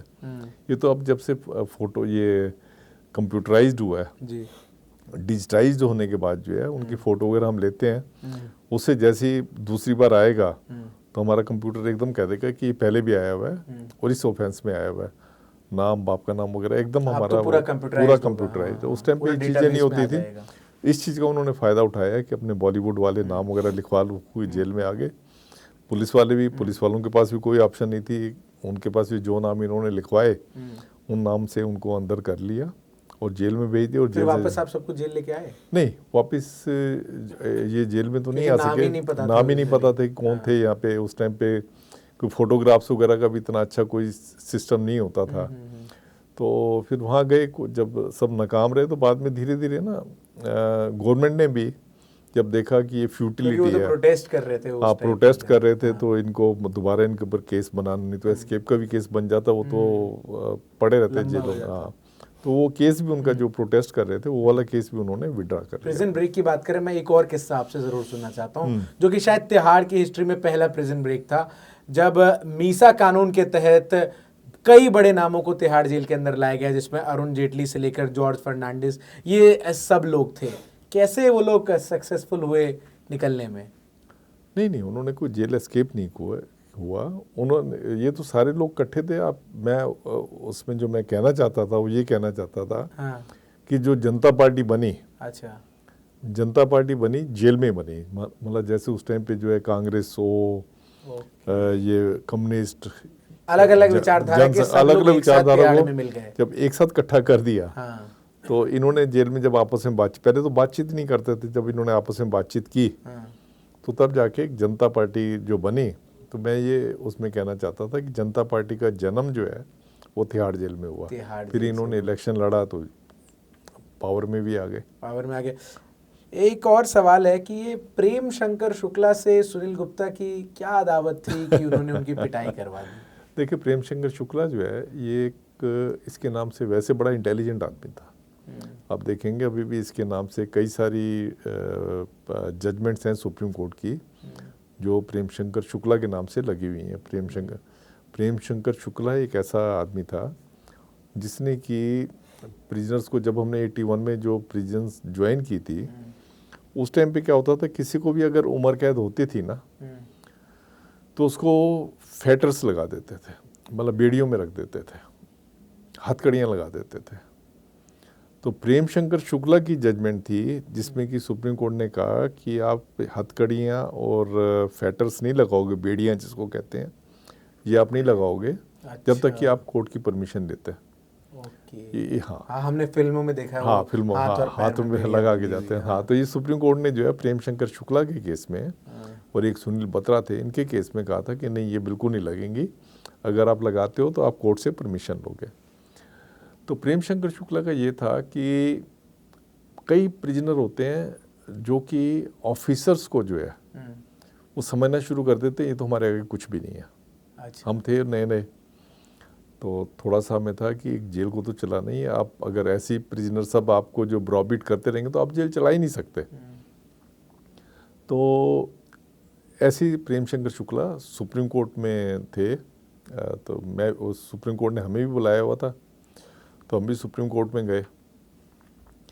तो प्रेम शंकर शुक्ला, इनकी जो ड्यूटी बनती थी ये थी कि अपनी एस्कॉर्ट के साथ रहते। इनकी एस्कॉर्ट जो है काफ़ी पीछे बैठी थी और ये जाके वकीलों वाली जगह जो सुप्रीम कोर्ट की है जहाँ वकील बैठते हैं वहाँ बैठ के जाके। अच्छा। तो मैंने एस्कॉर्ट को ये कहा कि आप उसके साथ तो बैठो। तो क्योंकि एस्कॉर्ट मुझे जानती नहीं थी, दिल्ली पुलिस की एस्कॉर्ट थी, वो नहीं जानती थी। तो उन्होंने इसके पास जाके पूछा कि ये कौन है, ये हमें कह रहे हैं कि आपके साथ जाके बैठो। कहते मैं नहीं जानता। तो ये मेरे लिए दुख की बात थी कि मेरा एक, मैं इसका कस्टोडियन हूँ। जेलर जो होता है कस्टोडियन होता है, और ये कह रहे हैं मैं नहीं जानता इनको। हाँ, तो फिर पहचान करवाने के लिए थोड़ा सा इंसिडेंट मैंने लिखा है कि पहचान करवाने के लिए वो जरूरी था। आपने कभी किसी को पीटा सर तिहाड़ में? नहीं, अपनी सेल्फ डिफेंस में तो पीटना ही पड़ता है। अगर कोई आपके, जैसे मैंने प्रेम शंकर शुक्ला का बताया, ऐसे आपको और बताऊं इंसिडेंट, कई लोग होते हैं वो जब देखेंगे वो आपके कास्ट के ऊपर जाएंगे कि आप गुप्ता हो, ये है, तो वो सोचते हैं यार ये तो बिल्कुल डरपोक होगा, बनिया कास्ट है, ये है। तो उनको एक प्रूव करने के लिए कि आप, आपके जो मर्जी बैकग्राउंड हो पर आप एक अच्छे जेलर भी हो, तो ये बताना ज़रूरी होता है। तो अगर आपके ऊपर कोई हमला कर रहा है तो ये मेरा राइट है कि मैं अपने आप को बचाऊंगा। तो ऐसे हमले वगैरह काफ़ी होते रहते थे, बहुत होते रहते थे, क्योंकि वो, तो आप लोगों की प्रोटेक्शन के लिए कुछ नहीं था वहाँ? हमारी प्रोटेक्शन के लिए यही दूसरे कैदी नंबरदार होते थे उस टाइम पे। अच्छा, जो हमारी प्रोटेक्शन करते थे। जेलर की प्रोटेक्शन के लिए कैदी हैं। कैदी और अभी भी सिस्टम हमारा ऐसा है कि जेल के अंदर अगर कोई भी बात हो जाए तो जेल में अंदर जो है एक सेवादार होता है, जो हर एक बैरक का ना एक सेवादार होता है, एक उसका भी हेल्पर होता है, जो जेल प्रशासन को हेल्प करते हैं लॉ एंड ऑर्डर मेंटेन करने के लिए। तो कभी कोई जेल में कोई लड़ाई झगड़ा हो जाए या बीटिंग हो जाए, कुछ भी हो जाए, प्रिजनर्स में आपस में होते रहते हैं, तो आप देखो जो उसको कंट्रोल करना होगा, सबसे पहले यही कंट्रोल कर लेंगे, जो सेवादार जो हम होते हैं वो कंट्रोल कर लेंगे। हट्टे इकट्ठे होते हैं, जब तक हम आते हैं उन्होंने सब कंट्रोल करके रखा होता है और हमें कहते हैं जी सब अच्छा है, सब ठीक है। तो वो जो जैसे चार्ल्स सोबराज ने मेरे केस में किया था, ज्वाइनिंग लेटर बना वो लिया और मेरे को टेकन ऑन स्ट्रेंथ किया था, जेल का जो पूरा काम होता है प्रिजनर्स इसमें हेल्प करते हैं। पार्टिसिपेटिव मैनेजमेंट जो होती है वो हेल्प करते हैं कि जेल को सुचारू रूप से चलाने के लिए। जैसे खाना जो है कैदी बनाते हैं, जो बागवानी है, सफाई है, वो सब कैदी करते हैं। और जितनी भी इम्पोर्टेंट ड्यूटी होती है हर एक में कोई ना कोई कैदी होता है, उसका इंचार्ज होता है। जेल में किसी भी काम के लिए कोई बाहर से हायर्ड स्टाफ नहीं होता ना? बाहर से हायर्ड स्टाफ होता है पर बहुत थोड़ा सा होता है। अब जैसे फैक्ट्री है, फैक्ट्री में टीचर होते हैं। अच्छा। टीचर बाहर से आते हैं, पर हमारे जो प्रिजनर होते हैं जो कि बहुत देर से एक्सपीरियंस होते हैं, तो जनरली वही सिखाते रहते हैं आगे। पर हमारे जो टीचर बाहर से आते हैं वो हेल्प करते हैं, पर मेन जो है उसमें जो हमारे कैदी होते हैं ये इन लोगों की हेल्प होती है।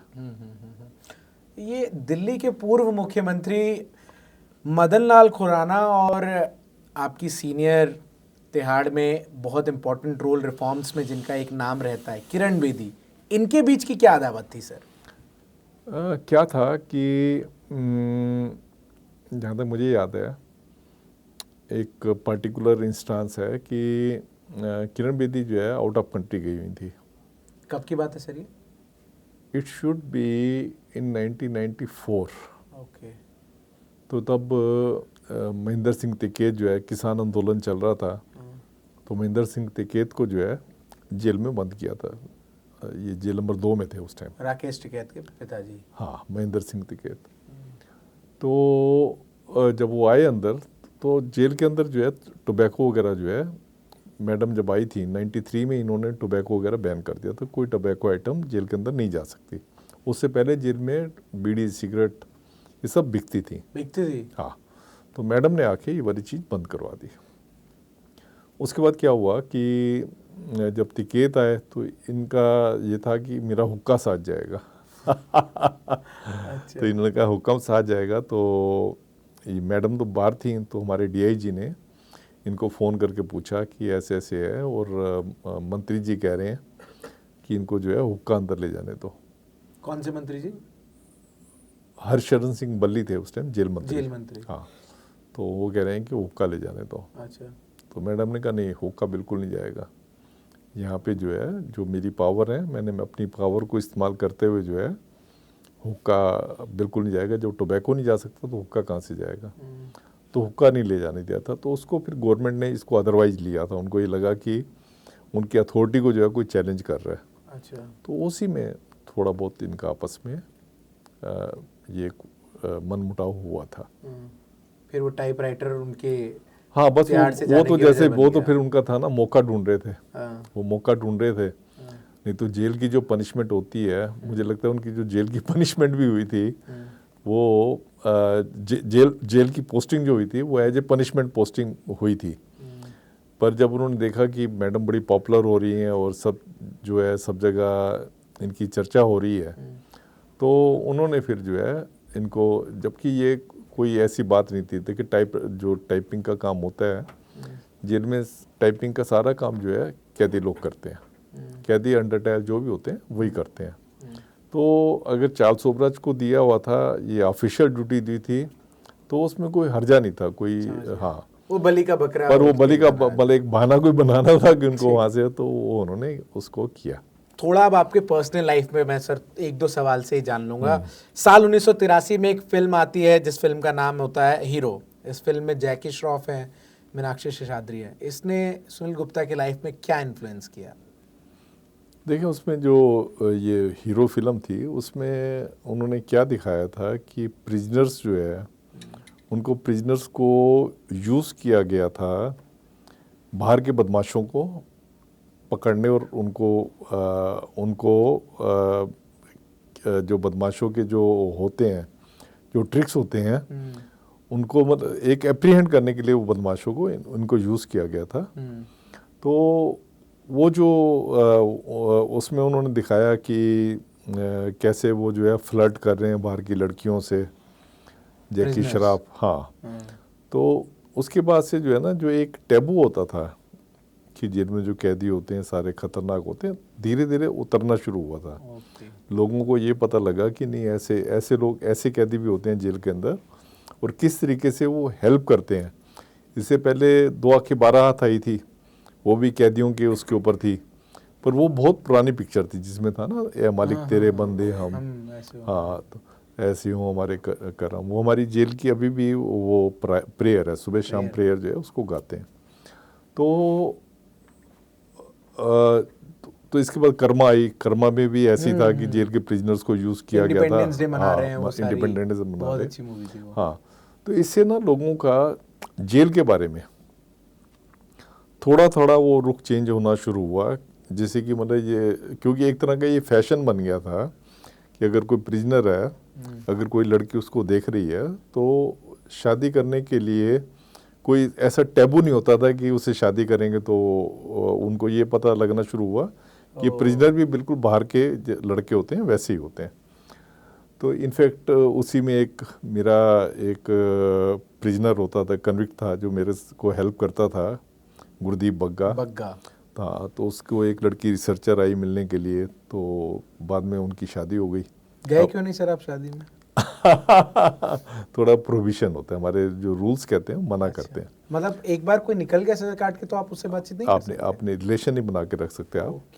तो उसकी शादी हुई, अब उनके बच्चे हैं, 2 बच्चे हैं, दोनों बड़े वेल सेटल्ड है। अब रिटायरमेंट के बाद भी कोई कांटेक्ट नहीं, रिटायरमेंट की बात तो आप कांटेक्ट रख सकते हो। तभी मैंने रिटायरमेंट के बाद किताब में लिखा भी, और किताब के बाद मिला भी उनको। अच्छा, तो वो आप कर सकते हो। तो पर उसमें जब आप सर्विस में होते हो तो ये आपके ऊपर एक प्रोविजन होता है। पूनम जी से आपकी मुलाकात कब हुई पहली बार, और कैसे आपने कन्विंस किया? क्योंकि आप कह रहे हैं कि उस टाइम जेल को लेकर एक बहुत खराब परसेप्शन था। कोई माँ बाप अपनी बेटी किसी जेल में काम करने वाले बंदे को देने को तैयार नहीं थे, ऐसा परसेप्शन था। तो कैसे आपने उनको कन्विंस किया? आज के टाइम में जो यूथ है वो डेटिंग और इन सब को लेकर, हम आज देख रहे हैं सर कैसे बड़े बड़े स्टार्स के 1-2 साल में ही डाइवोर्स जो है हो जा रहे हैं। देखो, What was your trick, sir? मेरी वाइफ जो है अभी भी कहती है, इवन तो 88 में शादी हुई, तो 86 में मैंने उनको बताया, तब उस टाइम पे मैं लीगल का काम देखता था, जेल का। तो मैंने उनको सारी बात सही सही बता दी थी, और मैंने उनको टाइम भी दिया, क्योंकि 86 से हमारी डेटिंग शुरू हुई थी। तो मैंने उनको टाइम भी दिया कि अगर उनको लगता है कि कोई जेल की नौकरी ऐसे है तो आप मना कर सकते हो। पर हमारी होगी शादी, 88 में शादी होगी, पर वो आज की डेट तक भी कहती है कि अगर मुझे पता होता कि आपने इस तरीके की नौकरी होती है तो आपसे मैं शादी ना करती। और मुझे लगता है कि शायद सही कहती है। आप देखें, हमारे घर जो है ना जेल के कंपाउंड में होते थे। मुझे याद नहीं है कि मेरे 2 बच्चे हैं, मुझे उन बच्चों का बचपन ही याद नहीं है, क्योंकि हमेशा सारा दिन आप जेल में हैं, जेल में काम कर रहे हो, छुट्टी वाले दिन भी आप लेट आवर्स तक काम कर रहे हो। उस खासकर मेरा जो काम होता था उसमें parliament question, assembly question, NHRC और कोर्ट कचहरी के जो नोटिस वगैरह होते हैं वो होते थे। तो हमेशा एक प्रेशर दिमाग पे रहता था। तो शायद वो ठीक कहती है कि अगर उसको पता होता कि मैं इतना ज़्यादा जेल में इन्वॉल्व रहूँगा तो शायद शादी ना करती। वो मेरे बच्चे भी जो है, मेरे बच्चे कि पापा वो मेरे इतने इंडेटेड नहीं है जितने वो इंडेटेड जो है मम्मी के हैं। वो कहता मैं तो मम्मी ने पाल पोस के बड़ा किया है। और इनफैक्ट होता क्या था कि पहले जेल सुबह 7 बजे खोल के वापस आते थे घर पे। उसके बाद जो है फिर बच्चे चले जाते थे स्कूल। और जिस दिन इन्होंने कौन से स्कूल में पढ़े आपके बच्चे? मेरे बच्चे ये GTB स्कूल है वहीं पे, हाँ, तो उसमें पढ़े हैं। तो ये स्कूल चले जाते, जिस दिन स्कूल की छुट्टी होती थी तो मेरा ससुराल बिल्कुल मेरे ऑफिस के बिल्कुल पास से होता था। फिर मैं इनको स्कूटर पे ले जाके उनको PTM इन सब में जाते थे आप स्कूल? PTM में कभी नहीं गया, क्योंकि माँ के स्कूल में ही पढ़ते थे, तो माँ ने ही सारा वो किया। अच्छा, और पापा जेलर, तो बच्चों में खौफ डर था या आप अपने बच्चों की टुवर्ड्स कैसे? नहीं, क्या होता है, घर की मुर्गी दाल बराबर घर में ये नहीं होता। कभी बच्चों पर हाथ उठाया आपने सर? नहीं, कभी कभी हो जाता था, हो जाता था। कोई ऐसा मैं नहीं कहूँगा कि नहीं उठाया। कई बार आप बहुत परेशान होते हो, बच्चे की अपनी डिमांड्स होती है, तो हो जाता है। मतलब कुल मिला के मैम का एक बहुत कंट्रीब्यूशन रहा है। हाँ, उसी का बच्चों को जो ब्रॉटअप करने में उसी का कंट्रीब्यूशन रहा है। सर आपने 1981 से 2016 तक तिहाड़ में कुल कितनी हैंगिंग्स आपके पीरियड में मैंने हुई? 8 हैंगिंग देखी हैं। 8 हैंगिंग हाँ, देखी। तो एक तो 1982 में तो हमने देख ली थी रंगा बिल्ला की। पहली हैंगिंग जो हाँ, आपने देखी। उसके बाद फिर हमने देखी मोहम्मद मकबूल भट्ट की। 84। हाँ, उसके बाद फिर देखी करतार सिंह उजागर सिंह की। उसके बाद सतवंत सिंह और केयर सिंह जो इंदिरा गांधी के किलर थे उनकी। और लास्ट में मैंने मोहम्मद अफजल गुरूर की फांसी देखी। अफजल गुरूर। सर एक सवाल है कि तिहाड़ के जेलर रह चुके सुनील गुप्ता जब ये कहते हैं कि ये जो मकबूल भट्ट थे वो बहुत ही धार्मिक प्रवृत्ति के कैदी थे, शांत स्वभाव के थे, बातचीत और उनसे आपके संबंध बहुत अच्छे थे, तो बहुत लोग हैं उनके दिमाग में ये बात खटकती है कि एक ऐसा आदमी जो कि जेएलएफ जैसे संगठन का लीडर रहा हो और अलग अलग जगहों पर टेररिस्ट एक्टिविटीज में उसकी इन्वॉल्वमेंट रही हो, उसको लेकर एक सरकारी पद पर रह चुके व्यक्ति के मन में सॉफ्ट कॉर्नर क्यों? देखिए, सॉफ्ट कॉर्नर नहीं होता। मैंने जैसे आपको बताया, जो जेलर और प्रिजनर का जो रिश्ता होता है माई बाप वाला होता है, होस्ट और गेस्ट वाला होता है। लोगों को शायद ये पुराने टाइम पे जैसे बॉलीवुड पिक्चरों में होता था ना, जेलर जब अंदर जा रहा है, बड़ी बड़ी मूछें हैं और सब लेफ्ट राइट करते हुए जा रहे हैं, जैसे शोले पिक्चर में आपने देखा, और प्रिजनर जो है सारी लाइन बना के खड़े हुए हैं और बड़े डर रहे हैं। ये पुरानी कंसेप्ट है। अब जो नई कंसेप्ट है, जेलर का काम खाली सेफ एंड सिक्योर कस्टडी नहीं होता, उसका काम ये भी है कि प्रिजनर्स में रिफॉर्म, रिहेबिलिटेशन और उनका रीइंटीग्रेशन सोसाइटी के लिए उसको सारे स्टेप लेने पड़ते हैं। तो ये तब तक नहीं हो सकता जब तक कि आप प्रिजनर के साथ जो है एक फैमिली वाला माहौल बना के नहीं रखोगे। अगर आप प्रिजनर को ही टेंशन में रख रहे हो तो नेचुरली आप भी टेंशन में रहोगे। अगर आप टेंशन में रह रहे हो तो आप फिर रिफॉर्म कर ही नहीं सकते। तो उसमें जो है आपको देखें क्या होता है, जेल में हम कैदियों से काम ले सकते हैं, अंडर टायर अगर चाहे तो काम कर सकता है। बताया आपने। कैदी, हाँ, कैदी जो है जब काम करता है तो हम देखते हैं कि इस कैदी में क्या क्या खूबियाँ हैं और क्या क्या इसमें नेगेटिविटीज़ हैं। जिस काम को वो करना चाहता है, जो उसकी पसंद का काम होता है, अगर हमारे पास वो काम होता है तो हम उसको वही काम देते हैं ताकि वो दिल लगा के काम करे और मैक्सिमम अपनी उसमें जो काम एफिशिएंसी से उसको प्रोडक्शन, मैक्सिमम प्रोडक्शन हमें दे। तो ऐसे ही आप देखेंगे जैसे ये अपना जेसिका लाल के जो थे मनु शर्मा, इनको जेल फैक्ट्री में काम दिया क्योंकि इनको फैक्ट्री चलाने का जो है काम अच्छे तरीके से आता था। तो इनको वहीं फैक्ट्री में काम दिया गया था, तो इन्होंने बड़ी उससे अच्छी एफिशिएंटली इन्होंने काम किया। और बल्कि मैंने तो अपनी किताब में लिखा है कि जेल का जो उसका जो टर्नओवर था फैक्ट्री का, उनको उसमें बढ़ने में काफ़ी सहयोग दिया। आप देखें क्या होता है, नए नए आइडिया आते हैं। अब जेल में आप एक जगह बैठे हो तो आपके आइडिया, आपके पास इतने नए आइडिया नहीं होंगे जो कि जो ये ब्रीड आती है बाहर से आती है, प्रिजनर जो होते हैं, ये आपको बड़े बड़े अच्छे आइडिया दे सकते हैं। अब मनु शर्मा ने एक आइडिया दिया कि सर आप जो टीजे प्रोडक्ट बना रहे हो, तो तब को इतनी ज़्यादा अच्छी सेल नहीं थी, इनको हम बेचते थे खाली अपने जो बाहर हमारे एम्पोरियम वगैरह बने हुए हैं, एम्पोरिया से बेचते थे। इसने कहा क्यों नहीं सर आप इसको जो है वहाँ पे जो कोर्ट कम्प्लेक्स हैं, उस टाइम पे 4 कोर्ट कम्प्लेक्स होते थे, अब वहाँ पे अपने आउटलेट क्यों नहीं बनाते? उससे क्या पब्लिक का भी आपके लिए एक पॉजिटिव वो रहेगा, जजेस का भी आपके लिए पॉजिटिव एक एटीट्यूड रहेगा कि जेल में इतने अच्छे प्रोडक्ट बनते हैं। तो उसने इतना अच्छा आइडिया दिया, उसी आइडिया के बेस पे हमने जितने कोर्ट कम्प्लेक्स हैं वहाँ पे अपने ये आउटलेट खोले। उसके बाद कई मॉल्स में हमने अपने आउटलेट खोले। तो उससे क्या है कि एक पब्लिक में जो एक नेगेटिव एटीट्यूड था जेल के बारे में, तो वो नेगेटिव एटीट्यूड मैं ये तो नहीं कहूँगा पॉजिटिव में बदल गया, पर वो न्यूट्रलाइज हो गया। कौन सी ऐसी, चूंकि आपने कहा आपने 8 फांसियां कुल जो है वो देखी, कौन सी ऐसी फांसी थी जिस व्यक्ति को फांसी उसके बाद आपको एक रिलीफ महसूस हुआ कि ये डिजर्व करता था? ये देखें जैसे रंगा बिल्ला की फांसी थी तो उसमें लगा था कि उसको डिजर्व करता था। जैसे उसको जब फांसी लगाई, आप रंगा बिल्ला, सॉरी सर आपको इंटरप्ट करो, आप रंगा बिल्ला इंसिडेंट को ये क्यों कहते हैं कि उस इंसिडेंट ने दिल्ली की डायनेमिक्स को बदला? देखिए क्या था ऐसा उसको आप ये कह सकते हैं कि पहला निर्भया जो था वो था और दूसरा ये अब हुआ है। उस टाइम पे पब्लिक का इतना आक्रोश था जब रंगाबिल्ला ने चोपड़ा बंधुओं के बच्चों को मारा था। इतना आक्रोश था दिल्ली में, जैसे निर्भया के उसमें लोग सड़कों पे आ गए थे। उस टाइम पे भी सड़कों पे आ गए थे और मुझे याद है उस टाइम पे जो प्राइम मिनिस्टर थे मोरारजी भाई देसाई जो थे वो इनके घर गए थे। मैंने ऐसा कभी भी नहीं देखा कि कोई प्राइम मिनिस्टर जो है किसी विक्टिम के घर पे जा रहे हैं, तो इनके घर गए थे। इतना जनता का आक्रोश था।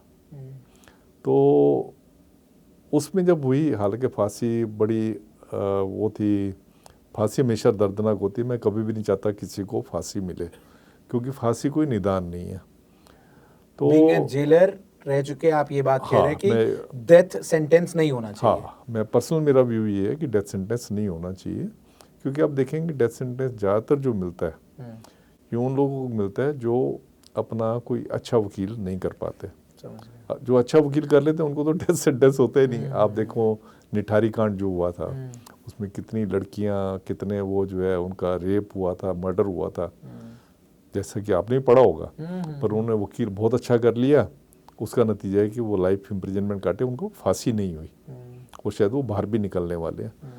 तो इसी उससे, क्योंकि अगर आपने गरीब को ही फांसी देनी है या जो अपना वकील जो है अच्छा नहीं कर पाया है उसको ही फांसी देनी है, तो फिर ऐसी सजा जो है कभी भी डेटरेंट नहीं होती।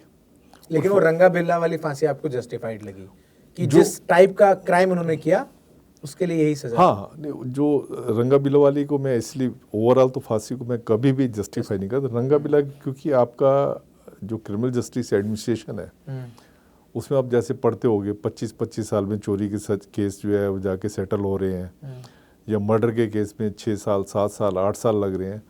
तो ये इसका मतलब ये है कि आपका सिस्टम दुरुस्त काम नहीं कर रहा। आपका सिस्टम को एक टाइमली जो है एक सज़ा देनी चाहिए जो कि आपके उसमें एग्जिस्ट नहीं करती।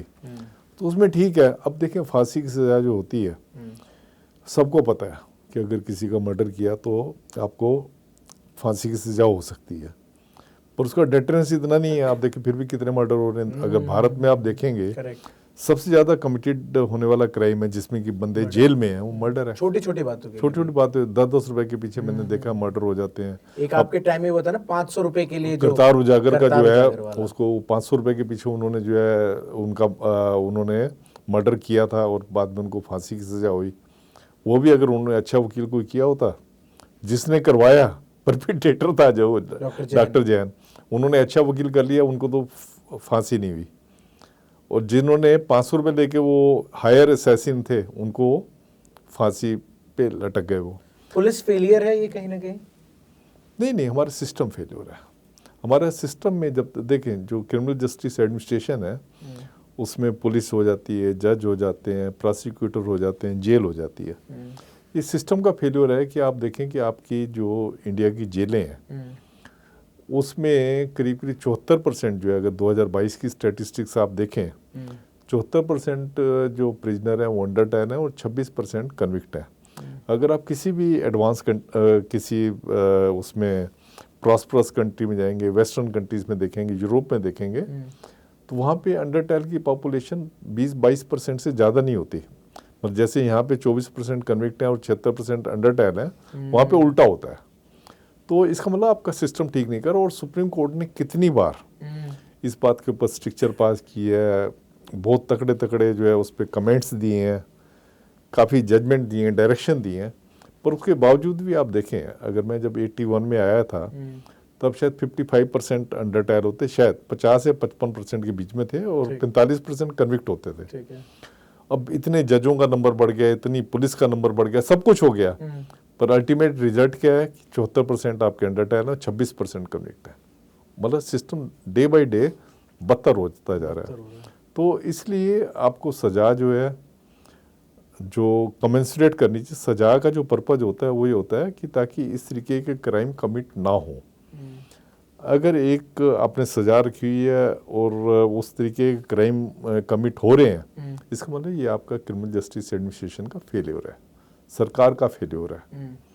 तो इसलिए मेरा है, मैं फांसी, मैं नहीं चाहता कि भगवान से डर के कह रहा हूँ कि फांसी की सज़ा नहीं होनी चाहिए, पर अब आपका सिस्टम ही इतना बिगड़ा पड़ा है तो उसमें आप क्या करेंगे। अच्छा सर, जेल को लेकर भी ये कहा जाता है कि अगर आप एक वेल टू डू फैमिली से हैं, आपकी पहुंच है, तो आपके लिए जेल जो है वो फिर एक नॉर्मल जैसे आप कहीं और रहते हैं वैसा हो सकता है, लेकिन अगर आपकी क्षमता वो नहीं है फिर वो आपके लिए जेल है। आपके टेन्योर में सर कई हाई प्रोफाइल नाम जो हैं वो तिहाड़ में आपके गेस्ट रहे, क्योंकि आपने कहा होस्ट और गेस्ट का रिश्ता होता है, और इन हाई प्रोफाइल्स नाम्स में कई ऐसे नाम रहे जो कि पावर के लिहाज से भी काफ़ी प्रभावशाली रहे, पैसों के लिहाज से भी काफ़ी प्रभावशाली रहे। किस तरीके से आप उनको डिफरेंशिएट करते हैं? बात सुब्रत रॉय सहारा की अगर हम करें, या फिर मैं बात इनकी कर लेता हूं सबसे पहले, ये जो सुकेश चंद्रशेखर हैं, कितनी कहानी सच्चाई है इनकी कहानी में? क्योंकि ये जो खत बार बार लिखते हैं उसमें तो बहुत सारी चीज़ें ये दावा करते हैं। क्या बाकी अभिनेत्री जैकलिन फर्नांडिस और भी जो कुछ नाम उन्होंने कहे वो तिहाड़ में उनसे मिलने गए, ये पॉसिबल है सर? आपने नाम लिए, जैसे सुब्रत राय सहारा का लिया, जैकलिन फर्नांडिस का लिया, सुकेश चंद्रशेखर का लिया है। देखिए, इनमें ना क्रिमिनल केस दर्ज हो चुका है और ये चीज़ प्रूव हो चुकी है कि वो रेगुलर पैसे देता था स्टाफ को, सुकेश। तो जो मेरी, अगर आप ऑब्जर्वेशन किताब में देखेंगे, मैंने अपनी ऑब्जर्वेशन दी है कि जब भी कोई बहुत बड़ा पैसे वाला आदमी आया जेल में, बहुत बड़ा गैंगस्टर आया या बहुत बड़ा इन्फ्लुएंशियल पॉलिटिशियन आया, तो जेल का सिस्टम जो है ना बकल डाउन करता ही करता है। तो अब जैसे बाहर है, अब बाहर में भी होता है, जो पैसे वाले होते हैं अपनी मर्जी से जीते तो हैं। सर सवाल ये है ना कि ये प्रैक्टिकली पॉसिबल है कि एक बड़ी अभिनेत्री किसी से मिलने जेल में रहे, उसके साथ टाइम स्पेंड करे बकायदा, ये पॉसिबल है सर? देखिए, रूल्स के अंदर तो पॉसिबल नहीं है। अच्छा, रूल्स में तो बिल्कुल भी पॉसिबल नहीं है। रूल्स में तो ये है कि अगर आपने जब आप जेल में आते हो तो आप नाम लिखवाओगे अपने रिश्तेदारों का और दोस्तों का जो कि आपको मिल सकते हैं। ऐसे 10 नाम आपको देने होते हैं और खाली आप उन्हीं को मिलने देते हो। रूल्स के हिसाब से तो बिल्कुल भी ये पॉसिबल नहीं है, पर जब आप जेल के राजा बने हुए हो, आप जेल चला रहे हो, तो फिर सब चीज़ पॉसिबल है। कौन रहे आपके समय में अपने हिसाब से जो जेल में? नहीं, आपने नाम भी ले लिए, सुकेश चंद्रशेखर का ले लिया, सहारा का ले लिया, ऐसे मैंने बहुत सारे देखे हैं। सबके नाम लेना तो ठीक नहीं होगा। मैं एक नाम आपसे इसलिए चाह रहा हूँ, इस पर हम जरूर बात करें क्योंकि ये अभी बहुत सुर्खियों में भी है। फूलन देवी हत्याकांड जो हुआ, जो फूलन देवी को मारा गया शेर सिंह राणा, वो इन दिनों बाहर हैं, कई अलग अलग जगहों पर बातचीत कर, और उसको लेकर तमाम अलग अलग प्लेटफॉर्म्स पर इस वक्त एक तरफ कुछ लोग उसको जस्टिफाई कर रहे हैं, कुछ लोग बहुत विरोध भी कर रहे हैं। शेर सिंह राणा को किस तरीके से आपने तिहाड़ में असेस किया? देखिए, ये ना हमारे जो मोरल वैल्यू है, किस वे से हमारी मोरल वैल्यू डिग्रेड हो रही है, शेर सिंह राणा एक उसका एग्जांपल है। किसी टाइम पे क्या होता था कि अगर आपने कोई क्राइम किया, आपकी बिरादरी जो होती थी, पंचायत जो होती थी, उस क्राइम को बड़ी सख्ती से देखती थी और हो सकता थी कि आपको बिरादरी से निकाल देते हैं। कई बार तो गांव निकाला दे देते, है ना। तो ये भी कहते थे इनसे कोई रिश्ता नहीं करेगा, ये नहीं करेगा। पर अब देखें, धीरे धीरे जो मोरल वैल्यूज़ जो है इतनी ज़्यादा डिग्रेड हो गई हैं कि जहाँ पे इनको पहले निकाला जाता था, अब इनको हीरो बनाया जाता है। अब आप जितने देखेंगे, जितने गैंगस्टर दिल्ली में आप देखेंगे, सबके नाम के पीछे उनके गांव का नाम लगा होता है, चाहे भवाना का लगाओ, तेजपुर का लगाओ या कुछ और लगाओ, या उनकी जितने आप गैंगस्टर देखें उनकी जात जरूर लगी होती है। लॉरेंस बिश्नोई, हाँ। तो उसमें देखें कि जात जब लगी हुई है तो इसका मतलब वो ना, वो उनको ये लगता है कि वो अपनी जात का नाम बड़ा ऊंचा कर रहे हैं। आपने अभी जो शेर सिंह राणा का नाम ले रहे थे, उसके पीछे भी जात लगी हुई है। उसको लग रहा है कि उसने बहुत बड़ा काम किया, अपनी जाति के लिए बहुत बड़ा काम किया, कि वो जो कहानी है कि भागा, फिर यहाँ गया, वहाँ गया, और अपने आप को एक पर्टिकुलर कास्ट का जो है वो अपने आप को लीडर समझता है। तो आज की डेट में ये मोरल डिग्रेडेशन का ही आप लगाएं कि एक फल है कि आज की डेट में जो मर्डर करके आप इतने क्राइम करके आ रहा है उसको आप हीरो बना देते हो। नहीं तो पुराने टाइम पे मुझे याद है कि जब आप अर्ली 80s की बात भी करेंगे तो इस चीज़ को बड़ा बुरा माना जाता था कि अगर किसी ने मर्डर किया है या किसी ने रेप किया है या किसी ने डकैती मारी है तो बड़ा बुरा माना जाता है। पर अब धीरे धीरे जो है इसको रिस्पेक्टेबिलिटी मिलनी है और इसको जो कास्ट डिविडेंड हो रहा है उसने मतलब क्राइम सिचुएशन को पूरा जो है इंडिया में चेंज कर दिया। एक और चीज़ है कि आपने चूंकि मुझे तो क्लियर कर दिया कि भाई तिहाड़ जो है इट्स अ स्टेट सब्जेक्ट, फिर ये मिसकंसेप्शन और ये इतना हौच पौच क्यों रहता है कि तिहाड़ भाई स्टेट के अंदर है, ये सेंटर के अंदर है? क्योंकि मुझे लगता है ये इसलिए एक मिसकंसेप्शन रहता है क्योंकि तिहाड़ एक सेंट्रल जेल है, तो उससे मुझे भी अब जब तक नहीं ये पता थी तो यही बात लगता था कि सेंट्रल जेल है तो सेंट्रल गवर्नमेंट के अंदर आता होगा तिहाड़, लेकिन ये आता है स्टेट के अंदर है। इसको जितने भी नियम कायदे गाइडलाइंस बजट है वो कौन अलॉट करता है? देखिए क्या होता है, कोई भी जेल होगी, जेल सब्जेक्ट ही जो है कॉन्स्टिट्यूशन में स्टेट के पास है, स्टेट का सब्जेक्ट है। अगर यूनियन टेरिटरी की जेल है तो यूनियन टेरिटरी का तो आपको पता है होम मिनिस्ट्री के अंडर उसमें होता है। जो सेंट्रल जेल, डिस्ट्रिक्ट जेल या सब जेल या ओपन जेल, इसका जो क्लासिफिकेशन है इसका मतलब ये होता है, सेंट्रल जेल का मतलब ये होता है कि बड़ी जेल है, नंबर 1। ओके।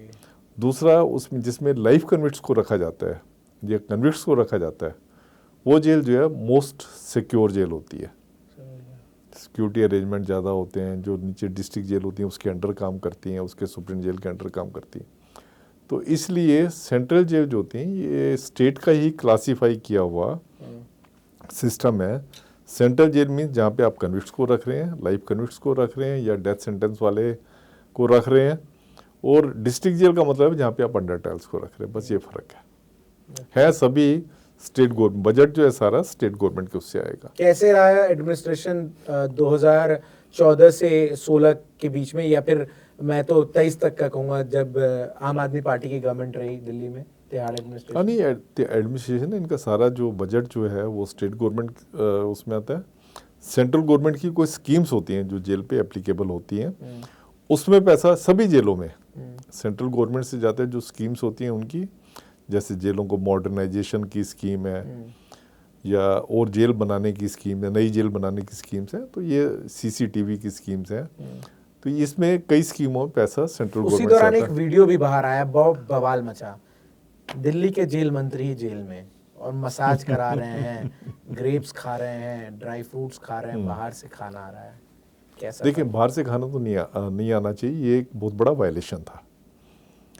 जो बाहर से अगर खाना आ रहा है तो वायलेशन है। जो फ्रूट्स वगैरह खा रहे हैं, फ्रूट्स के लिए अगर आपको मेडिकल एडवाइस पे फ्रूट्स मिल रहे हैं तो आपको अलाउ किए जा सकते हैं, या घर से फ्रूट्स वगैरह नहीं आ सकते, क्योंकि बाहर से कोई भी ईटेबल जो है जेल के अंदर नहीं आ सकता। तो इसमें वो तो वायलेशन था। अगर मेडिकल एडवाइस के ऊपर फ्रूट्स आए थे, वो आप फ्रूट्स हैं, सैलड वगैरह दे रहे हैं, तो वो आपका बाहर से अलाउड है। जो मसाज की बात है, मसाज भी, क्योंकि क्या है कि मसाज आपको अलाउड नहीं है, क्योंकि आप किसी प्रिजनर की एज ए सर्वेंट आप उसको जो है इस्तेमाल कर रहे हो, जो कि स्ट्रिक्टली प्रोहिबिटेड है। पर जनरली क्या होता है, देखिए रूल्स कुछ होते हैं, पर कुछ एक चीज़ें होती हैं उसमें डिविएशन हो जाता है। तो जनरली जो पैसे वाले या पावरफुल लोग आते हैं उसमें ये डिविएशन हो जाता है और वो जो है मसाज वगैरह ये चीज़ें चल जाती हैं उनमें। पर इसके केस में क्योंकि ये जेल मंत्री थे, सीसीटीवी फुटेज इनकी थी, तो उसे चीज़ें बाहर लीक हो। फुटेज कैसे आउट हुई होगी सर? देखिए, किसी ने तो लीक किया है, चाहे जेल स्टाफ ने लीक किया है या किसी और ने इसको सिस्टम को एक हिजैक करके किया। हुआ तो है, ये सीरियस सिक्योरिटी लैप्स है। एक और चीज़ मैं बहुत इंटरेस्टिंग, आपने अपनी किताब में भी जिक्र किया, शायद वो वेब सीरीज के दूसरे पार्ट में आए। अगर साल 2013 में अन्ना हजारे जेल में नहीं गए होते तिहाड़ में, तो क्या दिल्ली में 10 साल जिस पार्टी की सरकार रही उस पार्टी की सरकार होती? उस पूरे आंदोलन को आप किस तरीके से देखते हैं? ये सब लोग जब जेल में गए उसको आप किस तरीके से देख रहे हैं? और उस पूरे टेन्योर में आप किस तरीके से एनालाइज करते हैं कि कितना इंपॉर्टेंट रोल प्ले किया तिहाड़ ने आम आदमी पार्टी के एस्टैब्लिशमेंट में, और फिर एक के बाद एक जो सारे उनके नेता भी पहुंचते गए? देखिए, जहाँ तक मैं बताऊँ, जेल जो है पॉलिटिशियन के लिए बड़ी लक्की होती है। जैसे मैंने पहले आपको बताया कि जनता पार्टी यहीं पे बनी, उसके बाद कई लोगों को देखा मैंने, कल्पनाथ राय को देखा, ब्रिज भूषण शरण सिंह को देखा, कई लोगों को देखा जेल से इलेक्शन लड़ते थे, जीत जाते थे। फिर इनका आम आदमी पार्टी का देखा। इनका क्या था कि जब अन्ना आंदोलन हुआ था तो पब्लिक सिंपैथी बहुत ज़्यादा थी इनके साथ। मेरा घर बिल्कुल मेन सड़क के ऊपर था, बंगलो था। आप मानेंगे नहीं, पूरे बंगले को जो है ये जो लोगों ने जो है उसको घेरा हुआ था। पूरी जेल को सब तरफ से लोगों ने घेरा हुआ था, इतने लोग थे। इवन हमारा बाथरूम वगैरह तक जो है लोग इस्तेमाल कर रहे थे, और हम भी बड़ी सेवा भाव से करवा रहे थे, क्योंकि मुझे लगता है कि करप्शन का कोई जेलर कोई है तो ये पब्लिक से तो एलूफ नहीं हो जाता ना। जो एक चीज़ें हैं, करप्शन बहुत ज़्यादा थी, तो एक था मन में कि नहीं यार, करप्शन लेस हमारी सोसाइटी होनी चाहिए। तो मेरे बच्चे वगैरह सारे इस आंदोलन में जो है वो पार्टिसिपेट कर रहे थे। खाना वगैरह, मेरी वाइफ जो है खाना वगैरह बना के, जितने बाहर बैठे होते थे उनको खाना डिस्ट्रीब्यूट करती, वो थी उनके साथ, और उनके 3-4 कुलीग थे जो वहाँ खाना वगैरह खिलाते थे। तो पूरा मतलब हिंदुस्तान जो है अन्न आंदोलन को बड़ी आशा के साथ देख रहा था। तो फिर क्या हुआ कि गवर्नमेंट ने जब इनको पहले तो जब अन्न आंदोलन शुरू हुआ, उन्होंने बहुत सारे स्टेडियम थे जिनको कि जेल में डिक्लेयर कर दिया था। जब भी कोई ऐसी मूवमेंट आती है तो स्टेडियम वगैरह को जेल में डिक्लेयर कर देते हैं, स्कूलों को टेम्परेरी जेल में डिक्लेयर कर देते हैं। तो इनको जब लाया गया, इनको जेल नंबर 4 में रखा था, अन्ना को और अरविंद केजरीवाल जी को, और जो इनके साथ को जेल नंबर 4 में रखा गया था। तो इनको वहाँ लाया गया, तो शाम को गवर्नमेंट का आया कि आप इनको छोड़ दो। अच्छा। तो इनको जब छोड़ने की बात आई तो जेल सुप्रीडेंट को लगा कि अगर हम एक पूरे प्रोसेस से छोड़ेंगे तो ये सीन क्रिएट कर सकते हैं। तो उसने क्या किया, इनको कहा कि आपको डीजी साहब बुला रहे हैं हेडक्वार्टर में, तो आप वहाँ चलो। तो वो इनको मिसगाइड करके, उसने बेसिकली मिसगाइड किया, वो उनको यहाँ ले आया, हेडक्वार्टर पे ले आया। हेडक्वार्टर में जब लेके आया तो आए, तो अन्ना जी को हमने बताया, तो उन्होंने शायद ये सोचा था कि हेडक्वार्टर पे मैं इसलिए बुलाया कि गवर्नमेंट को बातचीत करना चाहती है, कोई ऐसी बात होगी। पर ऐसी कोई बात नहीं थी। तो इनको हेडक्वार्टर पे ले आए। तो हेडक्वार्टर पे जब ले आए तो मैं प्रेस ऑफिसर था जेल का, तो वो छोड़ दिया था उनको। मैंने जाके बाहर प्रेस खड़ी थी, तो प्रेस को मैंने बता दिया कि उनको हमने जेल से छोड़ दिया। तब तक उन्हें नहीं पता था? तब तक उनको नहीं पता था। वो सोच रहे थे कि हेडक्वार्टर में जो हम बुलाया को सरकार बातचीत करना चाहती है। तो इनको था कि शायद ये हेडक्वार्टर में को गवर्नमेंट बातचीत वगैरह करना चाहती है, इसलिए लेके जा रहे हैं। तो इतने में गवर्नमेंट का ऑर्डर आया कि इनको छोड़ दो। इनको जब छोड़ा वहाँ से, तो मैंने प्रेस ऑफिसर होने की वजह से मैंने वहाँ प्रेस वाली बहुत खड़ी थी, पब्लिक ने तो घेरा ही है, जमावड़ा पूरा था, हजारों की तादाद में लोग जेलों को घेरा हुआ था। तो मैंने प्रेस वालों को बताया कि इनको हमने जेल से छोड़ दिया। तो बाई चांस अन्ना जो है टीवी के सामने बैठे हुए थे। अच्छा। तो इन्होंने देखा जैसे, तो मुझे कहना कि अभी तो आपने प्रेस को गलत क्यों स्टेटमेंट दे दी कि मेरे को छोड़ दिए, मेरे को अभी छोड़ा थोड़ी गया, मैं तो जेल में हूँ। मैंने कहा अन्ना आप जेल में नहीं हो, आप जेल से बाहर हो। अच्छा, वो तो डीजी के उसमें बैठे होते हो, तो आप डीजी के ऑफिस में आप बैठे हो। तो कहते नहीं, आपने गलत सूचना दी है प्रेस को। मैंने कहा मैंने कोई गलत नहीं दी, आप छूट चुके हो। कहते नहीं, मुझे पता है जब जेल से छूटते हैं तो स्टैंप लगती, उनके अंगूठे वगैरह जो है वो लगाने पड़ते हैं। मैंने तो कोई अंगूठे वगैरह लगाए नहीं रजिस्टर में, उनको सारा प्रोसीजर पता था। तो मैंने कहा नहीं, आप जेल से छूट चुके हो क्योंकि आपका केस वापस ले लिया, तो शायद इसलिए जेलर ने नहीं करवाया होगा आपसे, वैसे करवाना चाहिए था। फिर कहने के नहीं, मैं तो अब क्योंकि आपने गलत बयान में, अब हम यहीं बैठ रहे हैं, हम बाहर नहीं निकलेंगे। तो इन्होंने तो पूरा आंदोलन वाले मूड में हाँ, तो उन्होंने वहीं हेडक्वार्टर में ही जो है वहीं पे धरना दे दिया। फिर इनको जो हमारा हेडक्वार्टर का मीटिंग रूम था, ऑफिसर्स का मीटिंग रूम था, उसमें क्योंकि टॉयलेट वगैरह थी और नहाने नूने का अरेंजमेंट था, पानी वगैरह था, तो इनको वहीं पे कुर्सियाँ मेजें हटा के वहीं पे इनको बिस्तर वगैरह दे दिए, तो 2-3 दिन ये वहीं पे रहे। मतलब इन्होंने जेल में आंदोलन किया? जेल में, मतलब जेल में आंदोलन किया। तो मैंने कहा अन्ना आप हमें क्यों परेशान कर रहे हैं? अच्छा। हमारा क्या दोष है? आपकी लड़ाई सरकार से है, आप बाहर जाके लड़ो। फिर ये कहते हैं कि अगर हम बाहर चले जाएंगे तो हमें कौन पूछेगा? तो यहाँ जब तक हैं तब तक लोग भी खड़े हैं और तब तक सरकार के ऊपर प्रेशर रहेगा। मैंने कहा ठीक है, इनकी जो एक सोचना था ठीक था शायद। तो उसके बाद ही फिर गवर्नमेंट ने इनको अलाउ भी कर दिया था, क्योंकि रामलीला मैदान में करना चाहते थे। फिर बहुत बड़ा जुलूस बना के जो है रामलीला मैदान में गए, और तब जाके हमारा जो इन्होंने हमारे हेडक्वार्टर को हिजैक किया हुआ था, तब जाके हमारे को थोड़ी सी राहत मिली। सरकार अगर थोड़ा बेटर वे में हैंडल करती तो सिनेरियो कुछ और होता? नहीं, सरकार ने तो देखो, सरकारी तरीका जो होता है, सरकार ने अपने तरीके से जैसे हैंडल किया उस टाइम पे जो बेस्ट पॉसिबल था उसके हिसाब से किया। आपने चूंकि ये कहा कि आप उस पूरे आंदोलन से खुद भी प्रभावित थे, आपके घर से खाना खिलाया जा रहा था प्रोटेस्टर्स इन सबको, फिर आम आदमी पार्टी दिल्ली में जीतती है, 10 साल सत्ता में काबिज रहती है, उसके बाद जब आपको ये खबरें सुनाई देती हैं कि इसी सरकार के सभी बड़े मंत्री जेल में जा रहे हैं जहां पर आप सेवाएं दे चुके हैं, क्या देखिए ये ना अफसोस होता है।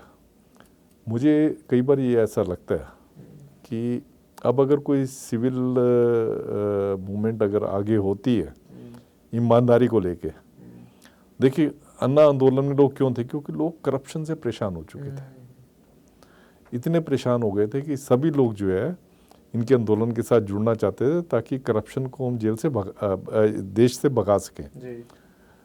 पर अब मुझे लगता है कि कोई सिविल राइट एक्टिविस्ट आता है जो कि ये वाली बात कहता है, मुझे नहीं लगता कि लोग उसको आराम से जो है फॉलो करेंगे। प्रशांत किशोर बिहार में बहुत कोशिश कर रहे हैं। हाँ, प्रशांत किशोर बिहार में कर रहे हैं, तो उसके ऊपर मैं इतना नहीं कमेंट्स कर सकता।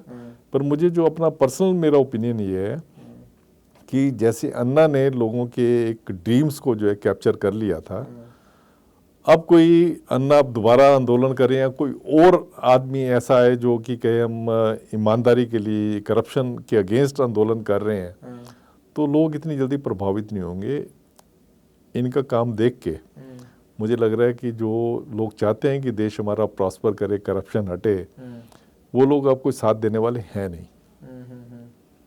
अच्छा, एक चीज और है सर, आपके पूरे टेन्योर में आप तिहाड़ में रिफॉर्म्स की बात बहुत हद तक करते हुए आए और उसको इम्प्लीमेंट करते हुए नजर आए, कई चीजें आपने अलाउ की। बतौर एक जेलर आप उस पूरे कार्यकाल में अपनी 2 सबसे बड़ी उपलब्धियां अगर मैं आपसे पूछूं तो आप किसे?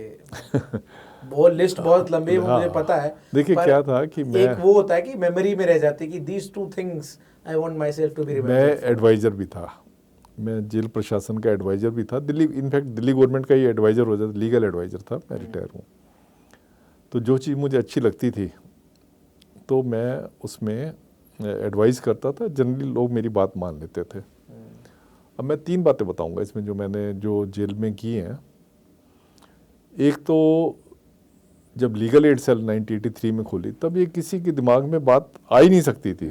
मतलब लीगल एड की तब बात होती थी, खाली होती थी कि जो आपस में जो प्राइवेट जो केस हैं, जो सिविल केस हैं, उनके सेटलमेंट की बात होती थी।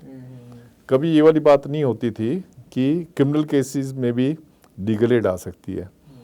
तो मुझे बड़ा गर्व महसूस होता है कि जब 1983 में जो लीगल एड सेल खोली और उसमें बाहर से एडवोकेट आए, तो ये बड़ा नया एक्सपीरियंस था और अल्टीमेटली गवर्नमेंट ने भी इस चीज को बेनिफिशियल भी रहा, बड़ा बेनिफिशियल भी रहा, और अल्टीमेटली गवर्नमेंट ने इस चीज को रिकॉग्नाइज करते हुए लीगल सर्विसेज एक्ट बनाया। और उस लीगल सर्विसेज एक्ट में दूसरा मैंने जो है एक वीडियो कॉन्फ्रेंसिंग की फैसिलिटी शुरू की, जिसमें कि कोर्ट और जेल के अंदर, मतलब जेलों को आपको कोर्ट ले जाने जरूरी नहीं है, वहाँ ले जाना, आप हैबिचुअल प्रिजनर जो है उनको आप यहीं से जेल से ही जो है दोनों जगह स्टूडियो बनवा के, ये आपके टाइम में शुरू हुआ? हाँ, मेरे टाइम पे शुरू हुआ। मतलब डायरेक्टर जनरल का तो साथ चाहिए होता था, पर उसमें मेरी काफ़ी ज़्यादा एक्सपर्टीज थी। तीसरा मैंने ओपन और सेमी ओपन जेल जो है ये खुलवाई हमारे दिल्ली में। बाकी कई स्टेटों में जेलें होती थी, open jail, semi open jail होती थी। क्या डिफरेंस है सर दोनों? इसमें ये होता था, सेमी ओपन जेल में आपको जेल कम्प्लेक्स में ही, मतलब आप जेल में नहीं रह रहे, आप जेल कम्प्लेक्स में ही, मतलब जेल कम्प्लेक्स जैसे जहाँ पे आपका रेजिडेंशियल कम्प्लेक्स है, तो उसमें आप काम कर सकते हैं। कोई कार जैसे साफ करते हैं, कैदी जाके कार भी साफ कर लेते हैं, कैदी जाके सफाई वगैरह करनी, बार्बर की शॉप खोल ली किसी ने, तो सेमी ओपन जेल में आप खाली आप उसी एरिया में रहोगे। आप जेल के अंदर नहीं होगे, जेल के बाहर भी रह सकते हो, मतलब जेल कम्प्लेक्स में रहोगे। जो ओपन जेल होती है, ओपन जेल में आप रहोगे तो जेल कम्प्लेक्स में, पर आप दिन में काम करने के लिए आप बाहर जा सकते हैं और शाम को आप वापस आ सकते हैं। जैसे आपको मैं फिर जेसिका लाल वाला आपको एग्जांपल दूंगा। उनको यहाँ सुबह निकलते थे, वो अपना नेहरू प्लेस में उनका ऑफिस था, वहाँ जाते थे, वहाँ से फिर शाम को वापस आते थे। उस पर भी सर बहुत विवाद हुआ, लोगों ने कहा कि वो इतने बड़े फैमिली बैकग्राउंड से आते थे, उसका उन्हें एडवांटेज हुआ। नहीं एक तिहाड़ के बहुत पास में ही कहानियां बनी कि एक 5 स्टार होटल खोल दिया गया और उस दौरान तिहाड़ के कई कर्मचारी वहां जाएं, खाएं पिएं, कोई उस पर पैसे नहीं लगते थे। नहीं, वो देखिए क्या है कि जो होटल वगैरह खोला वो तो इन्हीं का था ही होटल। अब क्या पर्पस था इनका होटल खोलने का ये मैं नहीं बता सकता, पर होटल इन्होंने खोला था।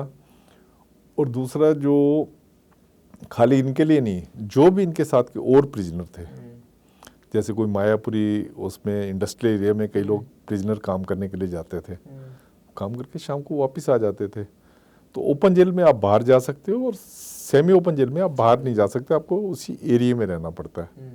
ये फ़र्क होता है। तो मैंने सेमी ओपन और ओपन जेल के रूल्स बना के एक ही बार में इनको जाके अप्रूव करवाया दिल्ली गवर्नमेंट से जाके, और ये मेरे को काफ़ी बड़ा एक काम लगता है। और ये तीनों ऐसी चीज़ें हैं जिसमें एक तो वीडियो कॉन्फ्रेंसिंग का जो आपने जिक्र किया, लीगल एड जो बहुत ज़्यादा एक तो एक्सेसिबल भी हो गया कि आप वो पूरा रिस्क ना उठाएं किसी एक डेडेड क्रिमिनल को ले जाने का कोर्ट का, उसमें भी सहूलियत। और लीगल एड से तो कितने सारे बेगुनाह लोग थे जिन्हें फंसाया गया, उनको बाहर निकलने में सफलता। इसके अलावा मैं और भी चीज़ें, अब आप मेरे से ये भी पूछ सकते हैं, ये तो मैं सेटिस्फाई फील करता हूँ, कई चीज़ों में सेटिस्फाई फील नहीं करता हूँ। किनमें? सबसे बड़ी बात है, देखिए मैं ना चाहता था कि स्टाफ के लिए, मैंने स्टाफ के लिए जब 1988 का मैनुअल बना, एक टाइम बाउंड प्रमोशन का रखा था कि आप स्टाफ का जो बंदा है, जैसे 5 साल उसने काम किया तो उसको एक प्रमोशन मिलेगी, फिर और 5 साल काम किया बड़ी प्रमोशन। जैसे तमिलनाडु पुलिस का एक मैंने एग्जांपल लेके बहुत अच्छे हमने रूल्स बनाए थे, जिसमें कि इनको टाइम बाउंड जो प्रमोशन जो है इनको मिले, ताकि इनका एक उत्साह बना रहे, नौकरी में उत्साह बना रहे। और उसमें हमने जो जेल मैनुअल बनाया था, मुझे अभी बड़ी खुशी होती है, मैंने उसमें लिखा था कि इवन जेल के आईजी तक जेल कैडर का बंदा होगा, जेल के आईजी तक जेल कैडर का बंदा होगा, जबकि तब सोच भी नहीं सकते थे।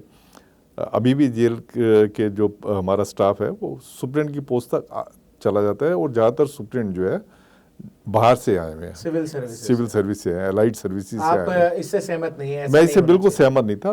मैं चाहता था कि इसमें जेल वाले ही इसको पूरा संभाले, इसलिए मैंने जो है उसमें लिखा कि प्रिजन एक्ट में कि जेल सर्विस का ही आदमी आईजी होगा। अच्छा, गवर्नमेंट ने मेरी बात मान ली और नोटिफाई हो गया। और जो मैंने जेल स्टाफ के लिए जो रूल्स बनाए थे, सरकार ने उन रूल्स को तो इम्प्लीमेंट नहीं किया, उन रूल्स को अलग निकाल दिया, बाकी रूल्स जो है इम्प्लीमेंट कर दिया। तो उसमें कई जगह आपको लगता है कि इवन तो फिर भी हमारी कोशिश होती थी कि इन बेचारों को कुछ मिले, क्योंकि एक तरह के अगर सबसे सप्रेस्ड क्लास है तो जेल एडमिनिस्ट्रेशन के, जेल प्रशासन के जो। दिल्ली पुलिस से कितने कांटेक्ट में आप लोग रहते हैं, क्या रहता है दिल्ली पुलिस के साथ, आप लोगों की रिलेशन कैसी है? देखिए, दिल्ली पुलिस का जो होता है, दिल्ली पुलिस और हम दोनों अपोजिट हैं। अपोजिट इन द सेंस कि पुलिस का काम जैसे होता है कि जेल में भेजना होता है और हमारा काम होता है जेल से निकालना। तो वैसे क्या है, दिल्ली पुलिस की 2 बटालियन है, शायद 2 बटालियन है। तो एक 1.5 बटालियन तो मेरे टाइम पे भी होती थी, जो कि प्रिजनर्स को एस्कॉर्ट करने का काम करते हैं, कोर्ट में, हॉस्पिटल में एस्कॉर्ट का काम करते हैं। बहुत सारे ऐसे भी नाम रहे आपके टेन्योर में जो कि बहुत प्रभावशाली रहे राजनीति में, जिनमें से एक नाम शहाबुद्दीन का आता है।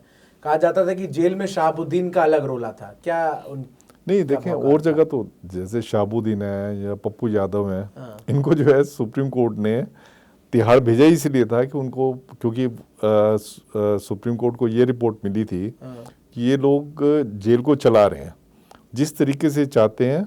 इनके दरबार लगते हैं वहाँ पे, मोबाइल फ़ोन इस्तेमाल कर रहे हैं, खाना इनके घर से आता है, होटल से आता है। तो सुप्रीम कोर्ट ने तभी इनको जो है तिहाड़ में भेजा था। तो तिहाड़ में उस टाइप का तो नहीं हो सकता जैसा कि इनका वहाँ पे हो रहा था, अपने अपने स्टेट जेल हाँ, जैसा अपनी स्टेट में हो रहा था। यहाँ पे तो अपनी एक बंदिश होती है, बंदिश में करना होता है। बहुत टाइम लगा होगा एडजस्ट होने में। नेचुरली एडजस्ट होने में टाइम तो लगता ही है। सर, जेल से कोई इंटरव्यू कैसे दे सकता है? अभी एक बीते दिनों बहुत बड़ा गैंगस्टर है जिसके नाम के आगे, जैसा आपने कहा, वो अपनी जाति का नाम लगाता है, उसने एक इंटरव्यू दे दिया जेल से बकायदा। ये कैसे पॉसिबल था सर? देखिए क्या होता है कि बात हम आप समझ गए होंगे किसकी कर रहे हैं। हाँ, लॉरेंस जेल, बिश्नोई। हाँ, एक बार जेल में क्या है कि आपके पास मोबाइल चला गया तो आप जिसे मर्जी इंटरव्यू दो, जितनी मर्जी बार फोटो भेजो, जितनी मर्जी आप वीडियो भेजो, तो सब आपके हाथ में। एक बार मोबाइल पहुंचना चाहिए। इसलिए जितने बड़े बड़े गैंगस्टर होते हैं, इनकी कोशिश यही होती है कि जेल में इनके पास बाई हुक और बाई क्रुक मोबाइल पहुंचे। मोबाइल पहुंच जाता है तो अपना गैंग इनका चलता रहता है जेल से।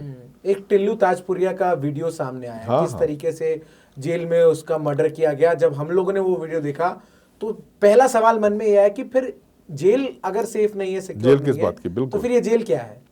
अब वो बड़ा अनफॉर्चुनेट था। उसमें क्या है कि तमिलनाडु पुलिस के देखा है लोग हथियार लेके अपने खड़े हुए हैं उनके सामने। कैदियों में झड़प ये सब होती है, कोई बचाने नहीं जाता ये पुलिस नहीं, वाले? मैंने आपको बताया ना, जैसे कि सबसे पहले तो प्रिजनर ही जो है वो बचा लेते हैं, है ना।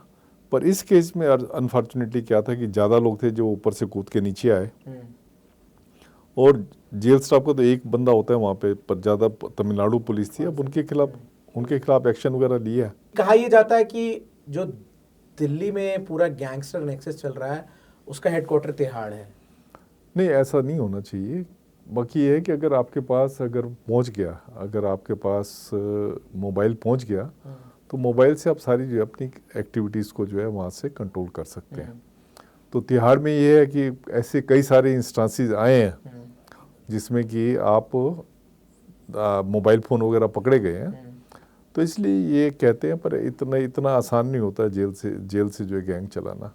दिल्ली में और सेंटर में एक सरकार रहे, इसका कितना फायदा तिहाड़ एडमिनिस्ट्रेशन को होता है? देखिए, पहले जब शीला दीक्षित रही थी, हाँ। तो शीला दीक्षित ने मैक्सिमम उस टाइम पे शायद दूसरी गवर्नमेंट की सरकार थी सेंटर पे, कुछ टाइम तक उसके बाद फिर तो बहुत अच्छा चली। तो एक उसमें हो, तो उसमें क्या होता है कि जैसे आपको सिक्योरिटी रिक्वायरमेंट के लिए फंड चाहिए तो आपको फ़ौरन मिल जाते हैं। वैसे तिहाड़ को मिल जाते हैं, इस मामले में तिहाड़ वाले लकी हैं, इनको मिल जाते हैं, क्योंकि वैसे भी बड़ी फेमस जेल है पूरे एशिया की, तो आपको फंड्स वगैरह मिल जाते हैं। बाकी ये है कि अगर एक ही गवर्नमेंट की हो तो वो मेरे ख्याल और ज़्यादा अच्छा होगा। अपने प्रैक्टिकल एक्सपीरियंस से कह रहा हूँ कि और ज़्यादा अच्छा होगा। एक आखिरी सवाल, वो तमाम युवा जिनके दिमाग में कभी ना कभी भटकने की बात आती है, वो सुनील गुप्ता से क्या संदेश ले, क्योंकि वो भारत के सबसे बड़े जेल के जेलर रह चुके हैं, उनको वो क्या कहेंगे?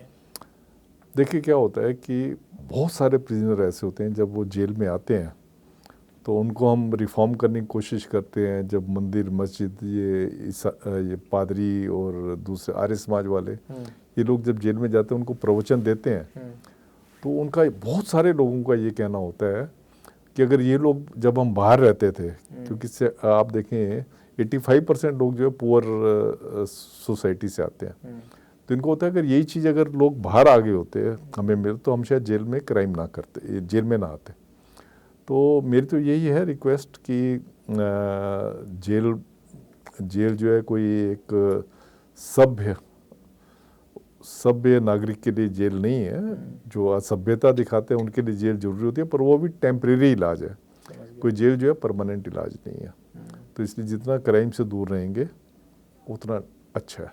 कहानियां बहुत हैं सुनील सर के पास, लेकिन समय की कमी है, वो बंदिश है, जिसके कारण आज के इस पॉडकास्ट को हम यही रोक रहे हैं। हमने पूरा वो सफ़र जाना कि किस तरीके से एक रेलवे की नौकरी छोड़कर एक व्यक्ति केवल इस लिहाज से, एक ऐसी नौकरी जो उस समय में समाज में उस दृष्टि से नहीं देखी जाती थी जो कि अच्छी नौकरियां मानी जाए, उसमें वो एंटर होता है। लेकिन वो कहते हैं कि अगर कुछ अच्छा करने का आप में पैशन हो तो आप अपने रास्ते खुद तलाशते हुए नजर आते हैं, और उसके प्रत्यक्ष उदाहरण सुनील गुप्ता जी हैं। बहुत बहुत शुक्रिया सर आपका हमें समय देने के लिए, हमारे साथ बातचीत करने के लिए और इस एनडीटीवी पॉडकास्ट में हमारा मेहमान बनने के लिए।